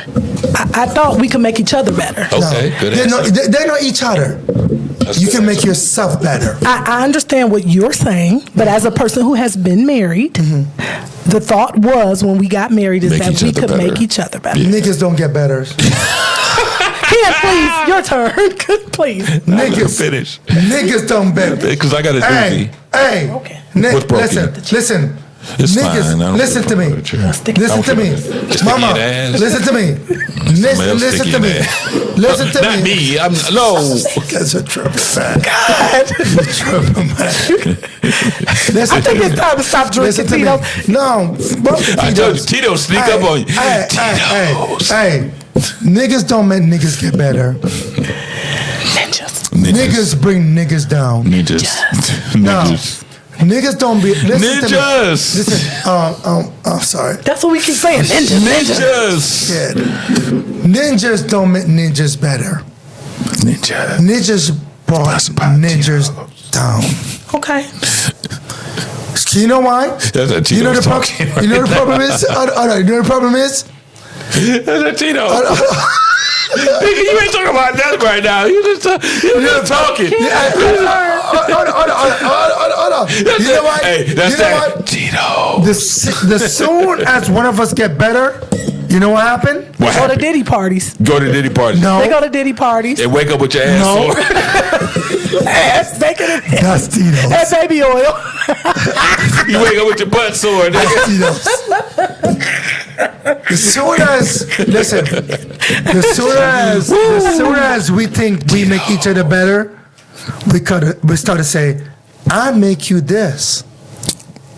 We thought this is where the segregation comes. Yep.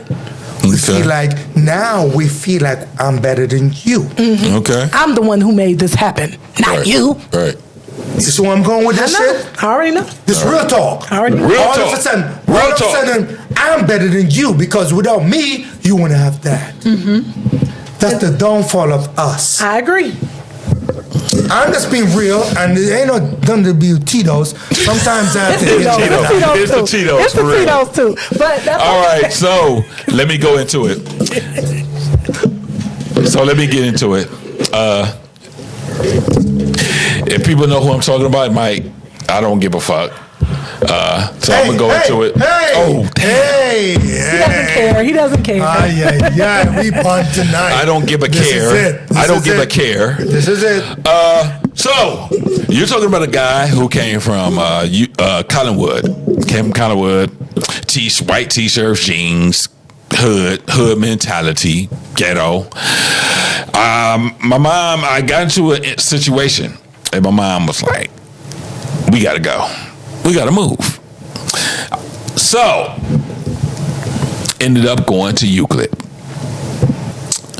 Now the school I went to, Collinwood, was 99.9% black. I thought it was white. You're lying. I said Collinwood. I thought it was white in Collinwood. Collinwood's black. It was really? That was way before. That way before my time? That was way before. All right, he was there. Yeah. So 99.9% black.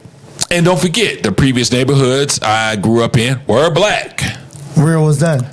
That was 93rd in I stayed in 93rd in Sandusky. Anybody who knows 93rd, Kinsman, Benham, Union, yeah, all of that. God damn, that was the jungle. But that was the jungle. But before that was even worse. I was born and raised in West 28th Projects under the bridge. Oh my by the God, church, you were in the swamp. in by the flats. Oh my God! Yeah, Right on my whole right family, there. right there. My whole family was there. My grandmother, shit. my uncles, my mother, me. Everybody was there. We all That's some no limit soldier. no shit. limit soldier shit. Oh shit! That's where I grew up in. Community center, all of that. My uncle, I'm not gonna say his name. Yeah, yes sir. Yes but sir. you know yes, my sir. uncle. Yes sir. Yes. Good friend of mine. He Yep. stayed in a building with the sperm donor's mother. So he stayed in the building. My memory is kind of fuzzy, but he stayed in the same building that the sperm donor's Credit card debt. I want to like clean out. Sorry. mother You in stayed credit card in. debt? My She's grandmother, credit card my beautiful, wonderful grandmother, Yeah. on the sperm donor side, That's West 28 Project. West 28 Projects. So he stayed there Just thought that I had to be in Compton soon. in the hood. That's right. Before my mother's And my y'all gonna let me talk or what? Okay. Y'all gonna let me I talk? just had to. I mean, we like 2.5 hours in. Are we doing it? And it ain't my fault. It ain't my fault. Right. All right, so and my mother's mother stayed down the street past the community center, and we stayed up above, me and my mom. So it was me, my mom, my grandmother on her side, on my mom's side, and then my grandmother on the sperm donor side, and my uncles, both of my uncles. So we all in there, and they're older people, whatever. But anyway, the point what I'm trying to say is, I get to Euclid, and I'm not used to this. It was probably about 80%. About 80. White. Yep. 80% white. I'm coming from a school where had trays with. When we went to lunch, we had we had foam trays, and it was only one meal, whatever they served that day, whether it was pizza or hamburgers or whatever, that was it. It was only one choice. You got your milk, you got your foam tray with your spork, and Spork. your plastic That's a spork, spoon your and a plastic fork spoon, that's a mixed spoon and a together, fork yeah. mixed together, and that was it. There was no choices. I get to Euclid. I see vending machines. I only seen vending machines at Kmart. I only seen vending machines at before with Giant Eagle is Pick and Pay. Pick and Pay. Right. I only seen vending machines at stores. Yeah. It was damn candy bar, potato chip, pop machines. Never seen it at Collinwood. I go to the cafeteria. There are choices. I see pizza, chicken, cheeseburgers, fries, With gravy. gravy. Hold on. Gravy. Hold Everything. on. Salads. Not only that, you pick what you want. It was like a hospital or a cafeteria. You move down, and it's the dessert. ice cream, apple pie, cherry pie, lemon pie. All of it. All of it. Damn. All of it. And not only that, guess what the kicker was? Guess what the kicker was? For me. Chocolate milk? No. Yeah, they had chocolate milk too. For real? But for me, it was on silverware and plates. Yep. No foam trays. Word? They had silverware and white plates. Yep. And trays. Never seen that before in my entire life of going to public schools ever in my life. So you guys was living. Hold on, let me get to the point. I'm about to get to the point to the question. She probably know where I'm going with this. So I'm not used to this. Niggas wearing 2 polo shirts. Ninjas. I'm sorry. Ninjas wearing. Listen, I got on crispy Levi's with a white t-shirt and some Jordans. I keep Jordans on my feet. These dudes got on sweater vests, quarter zips before they became popular now. They were wearing quarter zips in 1991, okay? Yep. They had on 2 or 3 Nautica shirts with the sweater on top. Yep. With the jeans. Nice fresh hairdos, haircuts. With the Gumby haircuts and shit. Yeah, the color fresh. and everything. So to me, it was culture shock. Yeah. I'm used to being on the block. You know what I'm saying? Doing shit I ain't supposed to do. And then I come in here, I'm from the hood. And I remember the first day of school, and she's gonna know what I'm talking about. First day of school, I go in. Now, my mother, we moved a lot. I'm not gonna get into why, but we moved a lot. So I'm used to this. I'm like, I gotta go through the same bullshit. Yeah. Another new school. You know, everybody went to grade school, middle school together. I'm the new kid. I remember the first day of school, and I'm not gonna mention any names. You know who you are. You already know the story. I remember going to lunch for the first time, and everybody, all the chairs, all the tables was filled. And I'm standing there like, fuck. All right, here we go. I'm looking for a seat. And all of a sudden, I see a table. It's a skinny guy, tall, and a hefty, round dude. And they're like, come on over here. And I go over there. And we introduce ourselves. And from that point on, at that time, we became the best of friends. Now, getting back to the question. Me being in Euclid, I wasn't used to the white girls. I used to always black neighborhoods. These are all true stories. I would never fake the funk on the Really Bro podcast. I can provide receipts. She can provide receipts. Anybody you ask, I would never tell a tale. I was driving at the time. Not everybody was driving. I remember coming out. So what happened was sometime during lunch, we went to McDonald's, 222nd. Yep. They used to let them, they would sneak out. We would sneak out. But you know what? The thing about Euclid was they didn't give a shit. They didn't care. Yeah, they didn't care. They was like, whatever, just get back when you're supposed to be back and don't get hurt while you go. So I remember I'm going to my car, me and my friends that I met in the cafeteria going to McDonald's. And all of a sudden I hear, hey, and it was this white girl. Nice looking white girl. And she just comes up to me like, where y'all going? Never met her in my life. Didn't even know her name yet. And I'm like, yeah, we about to go to McDonald's. And she said, hey, can I ride with you? I was like, yeah, you can ride with us. So she did.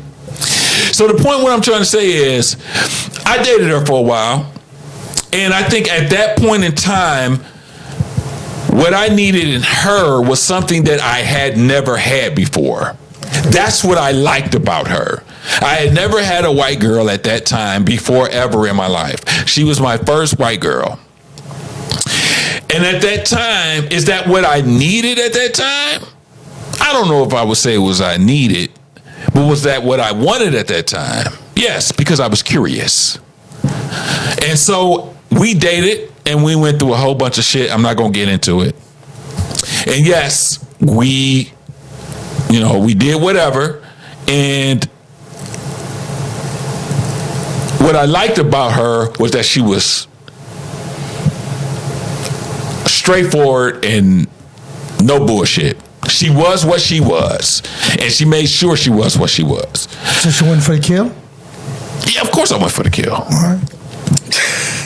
She was what she was. And I'm only mentioning these because these are like the women that I remember, the ones that made an impact in my life. You know what I'm saying? I've had plenty women. I don't remember all of them. But I don't remember all of them. Okay. But I do remember, hold on. I do remember a select few because they've had either a positive or a negative impact on my life. The other ones that I don't remember didn't do nothing. Yeah. It was about nothing. Great. Okay. Idea. So, yes, I wanted her in my life at that time. And as I look at dating her, I look at it as I learned some lessons with that person. I learned what to do and what not to do with that person. And the reason why she's so memorable, because like I said, she was my first white girl. And with white girls, it comes with different experiences and different things than dating black girls. So hold on. Ooh, hold on. Let me be clear. Okay. Neither one is better or worse than the other. I'm just telling you, I had a different experience with dating my first white girl as I did dating the second white. So let me make a point with that. Okay. Because I was there. I know you were there. Okay. And you know who I'm talking about. I know who you're talking about, and I was there. And what I will say... Was she cute? She was. Come on. She was cute to him. What I will say is she was a pretty white girl. She was a pretty white girl. What I will say is prettier, but she was a pretty white girl. Oh, honey, I know I'm prettier, but anyway, no. She was a cute white girl. I wasn't comparing her to me, but what I'm. We need to find out on Facebook. I want to see what she look like now. What I was gonna say about it is that the reason why your experience was different may not have been because she was a white girl. The reason your experience may have been different might have been because you were in a different environment with people who were of a different social class. Okay. Like you said, I agree. Those of us, I grew up pretty much in Euclid. Mm-hmm. Okay. You grew up with that. You grew up when Euclid was good. You grew up when Euclid was that city. I moved to Euclid when I was 7. That city. Right. When it and was that so city. I was, one of the people who knew everybody. I was one of the people who went to still junior 80% high. white. Yeah. It was even less. It was even more white. 90% when I came there. It was about 80% when I got there. Right. But I had a lot of friends of a lot of different races. I was one of the first black cheerleaders in Euclid. Like all of that kind of stuff. I had a lot of great experiences with a lot of great people, different colors. But what I'm saying is that when you got there, and I remember when you got there, because you made a little, the girls was looking, all the girls, the white girls, the black girls, like, who is that dude right there? I'm that dude. I know that's right. But that being said, I feel like even if you had gotten with a black girl, your experience still would have been very different than what you were used to. Now, because there is both a social difference and another social difference, a racial difference, I'm sure that your experience still was unique because she was a white girl. But I think that had you chosen to date a black girl as well or first. And I did. Well, first. Yeah. If you had chosen to date a black girl first, your experience, she may have been what you needed instead of just what I wanted, satisfying your curiosity. She may have been what you needed at the time because she could show you some different things as well. That's all I'm saying. That was my only point. Okay. Yeah. So then I move on, and then I continue my learning experience with the women, and I looked back at another white girl, and then I look at that one as that taught me a whole lot. The second one. So this is my second white girl. So who played it the first time? It's my second white girl. And she was the friend of the first one. Messy. That was messy as hell. Messy. He like, oh, I remember all this All shit. of it. It's bringing back memories, man. I tell real facts. I tell real facts. It's real talk. It's very messy. So my second experience with the white female was the friend of the first white female. Single white female. Single white female. 2 of them. Well, they got to be single. Anyway, so what I didn't have in the first one, the second one gave me. The second one gave me more of a family type of deal. She gave me the more of the, and we're not going to say no names, but everybody, people that know me know who I'm talking about. She gave me something that the first one didn't give me. The first one was one-sided. It was a one-trick pony. One-trick pony. The second one had a little bit more depth. Had a little bit more, I learned a lot of things. And then, wait, hold up. Yeah. And so I'm kind of out of my memory's kind of fuzzy. And then I ended up dating a black woman when I was in high school, and I would say it was a lot of, what's that feeling that you get when you like, okay, I've tried this. I'm going back home. I'm going back you going home now? Now I'm going back home. It was familiarity? Familiarity. That's the word I'm talking about. All right. So I go back to familiarity. We end up kicking it. We end up, probably being more friends than anything. But we were still good. We We dated such and such. We even went to prom together. And it was a great experience. And then from that, I think, so I was out of order. So from then was when I went to the second. To the second one. Yeah. Exactly. So to answer the question, I'm not going to say anything good or bad about any of them. All of them taught me certain things. I cannot say, yeah, I look back at this one and this one was terrible or this one was good. They all gave me what I needed at that time in life. You understand? Each one brought their own toolkit. Each one brought their own spice, their own flavor to the recipe. You understand? Now, I know I'm talking selfish because I'm putting myself at the centerpiece. But each one brought their own recipe, their own flavor, their own spices. So I can't look back and be like, I had a good experience with this one, but I had a bad experience with this one. I learned and enjoyed all of them. So when answering this question, when I look back, if I look back, you don't learn shit. I didn't learn. If I look back, everybody contributed their own uniqueness to the whoredom that he is today. I had a lot of balls, so I ain't gonna lie to you. I was that guy. I was that dude. I ain't gonna lie to you. I was that dude. I was knocking them down in Euclid. So let me ask you: do you still talk to any of them? Yes, I do. That's a trap question. You talk to all of them? Trick question. Do you talk to all of them? No, not all of them. Not all that of was a trap them. question. That was a trap question. Yeah, that was a trap question. Why? Yeah. That's trap but like I question, said, so the answer to your question is yes. I look back at all my experiences through Euclid and Collinwood and all the women that I've dated. I can't go through all the women because we'll be here for 20 years. Some of them you don't even remember. I don't remember.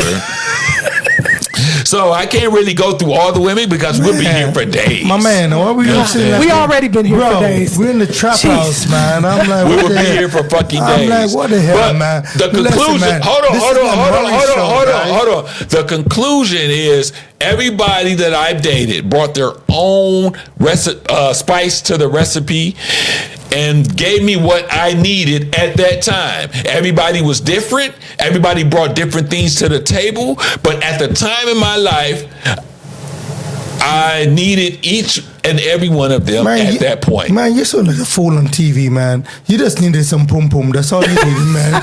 They ain't give you shit, bro. All right, let's close this up. They ain't give you nothing. Let's close this up and let's get into my Browns. Let's get into my Browns. Into the trap house. Let's get into my Browns. Yeah, get into the Browns. Get into the Browns. Talking all smack Let's up on get it. TV. Let's get We're it. on TV talking smack. All right. Let's get into the Cleveland Browns. Go ahead, bro. Lead it off. Shador. 360 yards, 4 TDs. Let me let you know this, Cleveland. We have one of the best quarterback rookie in the whole league. Just want to let you know that. I know Cam think he's the man, but that's the man. Go, Shador. Shador. The ultimate beast. 12. You know what I mean? I call him 12. Listen, I call him 12. Sanders. You know, Cleveland Browns, Kevin, I'm going to get banned off of TikTok. But you fucked up this time. I'm just going to be straight up forward. You know, all along, Ken normally give you the rapture. Well, I'm going to give you the rapture. Give it to him. What the hell were you thinking? Oh, no.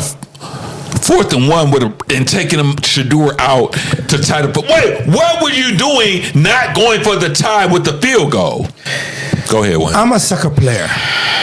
I play soccer. I ain't know shit about football, but I love the game football. Kevin, how the hell you gonna run a play? I feel sad for my boy was it Jackson? What was it? Juggins. Whatever his name. Judkins or whatever his name is. Yes. He hasn't been in no freaking preseason game. He had an opportunity to run that play. They blew the play. The play blew up. Why? It did not work for you the first time. Why would you think it worked for you the second time? You a running back? Listen, Yeah, Juckins is he's running They back. took Shador out. I know. Kevin, I normally don't use this word. Are you retarded? Yes. You can't say that. I can't say that. Oh, boy. Well, I can say yes. Are you just dumb or are you just an idiot? Choose one, Kevin. TikTok gonna flag me for that. Oh, my God. You're gonna have to take that off. Go ahead. No, man. finish. No, because you know what, man? You're the 2-time coach of the year. Shador is magnificent. The way he played this game, he came back. He rallied back. He didn't need to go for 2. You know why? Look at the stats of Tennessee. 11-2 or 11-1? 1-11. All right. Why would you try to go? Why would you try I to probably go? got flagged. I'm like, why would you go for 2? Give me one reason. One reason. You're alive. Why would you go for 2? There's no reason for you to go for 2. None absolutely reason to go for 2. Hate speech. Don't say that. Knowing the game is on the line. Knowing the game is on the line. Why on earth would you do that? You tried the first time and it did not work. Why? Are you trying to set up the young athlete for failure just so he can shine? For a coach, which is 2 times for the year, you should be smarter than that. And I don't think you're smart. And I feel like your ego will get the best of you. Agree. You know, all along, Ken used to rage on you. I'm still gonna rage. And I used to be quiet because you're a 2-time coach of the year. But when I see you make these calls, I really want to say, but I just don't want to get flagged. When I see you make these calls, it made me understand your judgment call. Why in hurt you made a call? Why? And that's the biggest question. Now you try to rebuttal. You came out, oh, Shador. Remember, this was 17 games in the season? Yeah, 17 games. All of a sudden, oh, Shador going to be the remaining starter of the year. Yay. I really want to say, I want to unleash, but I can't. I just don't want to lose my Tic Tac fans. So you but know what? I really want to unleash the shit. So you know what Shannon Sharp said about that? I sent it to you. So Shannon Sharp said that if it was him, he would say, forget y'all. I showed you what I can do. Put Dillon in for the rest of the games. And Shannon, you my guy. Shannon Sharp, you my guy. Real talk. Listen, I was. Hey man, I just scratched my Gucci glass. Hey, that's on you, bro. And Shannon Sharp, man, I supported you through through your little snow bunny escapade. My man alone, man. Hey, I know. I'm a Shannon Sharp fan. I'm a Shannon Sharp fan. I supported you through your little snow bunny escapade. You know, with the snow bunny thing. Hey, I was rooting for you. You know, and my man right here, he even bought you little roast sparks. You know, to get the thing going Shout on. Out you, my man, baby. We supported you, Shannon Sharp, but I can't support you in that. Yes, if you have the opportunity to play, you play. If they say, hey, we're going to go ahead and give you the next 4 games, the last 4 games, even if it's here, Ninja Damn, even if it's here, Ninja Damn, take these games, we'll take it. Because it gives him the opportunity to practice and to get better for the next season. Now, I'm going to make this quick because we up out of here. Cleveland Browns, you found your quarterback, Shador Sanders. You have found your quarterback. It's what the fans want. It's what the people want. The only reason why you're relevant and people are watching the games is because of Shador Sanders. Jimbo Haslam, you're my guy. You're the owner. I can't really come at you like that. But Stefanski, you need to be investigated for how you mishandled this quarterback situation. Even if you get fired, it's not even about getting fired for how the season for the Browns went at winning only 3 or 4 games. But you should be fired because of how you handled the quarterback situation. You got your quarterback on the bench, but you decided to go with Dillon, which cost us 6-7 games. If you had went with Shador and put your time and effort into Shador and put your reps into Shador, we might have won 8 games. We might have a chance to get into the AFC playoffs. But because you decided to say, I'm going to stick with my guy, 5'2" leprechaun Dillon, you sacrificed our season.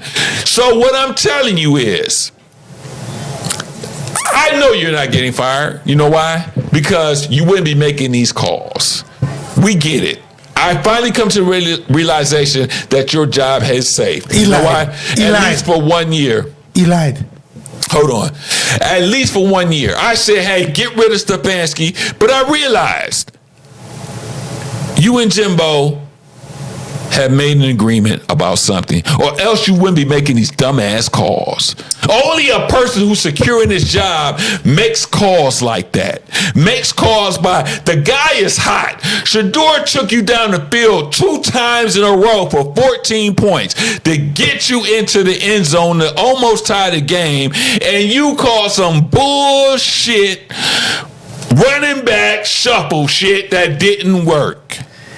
Now, Stefanski, I've been on your ass all season. You don't know who I am, but I know who you are. And I would not stop being on your ass. If you ask me, yes, you should be fired. But if you want the honest answer, I do think you have the potential to be a good coach. You just haven't shown it in the past couple of years. Gotta let go of that ego. Hold on.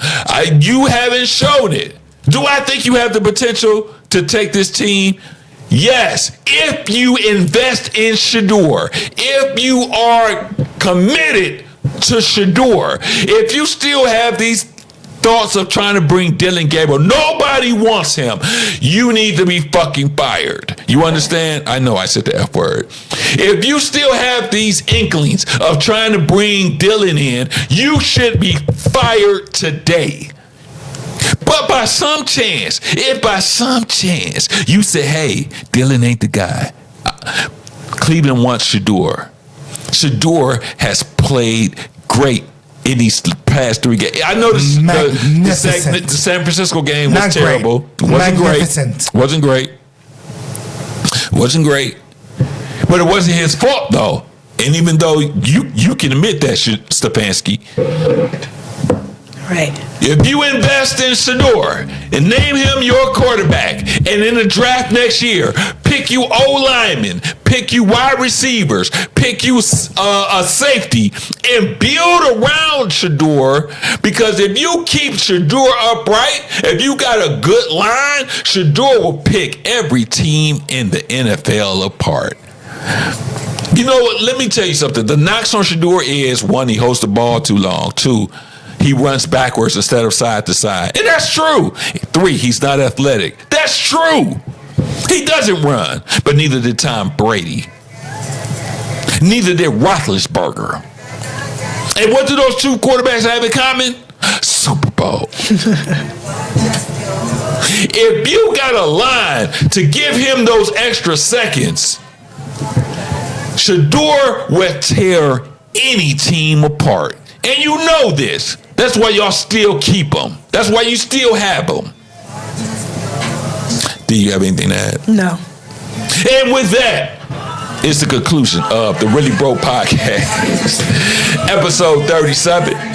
I know we went a little long on time, but it's all good. I appreciate y'all. Don't forget to check out the clips on Facebook, Instagram, Spotify, and TikTok. You can find the full episodes on Spotify and YouTube. Man, I'm tired. You should be. Y'all have a good day. I'm just getting started. Cleveland. Love y'all. Hey, stay safe. The #1 podcast in Cleveland, Ohio. Don't forget that. Hey, Cleveland, just remember the time we're living in, man. Just keep safe. Keep right. Happy holidays. Love your family. Love everybody. Peace out. Love y'all. Y'all crazy. Just crazy.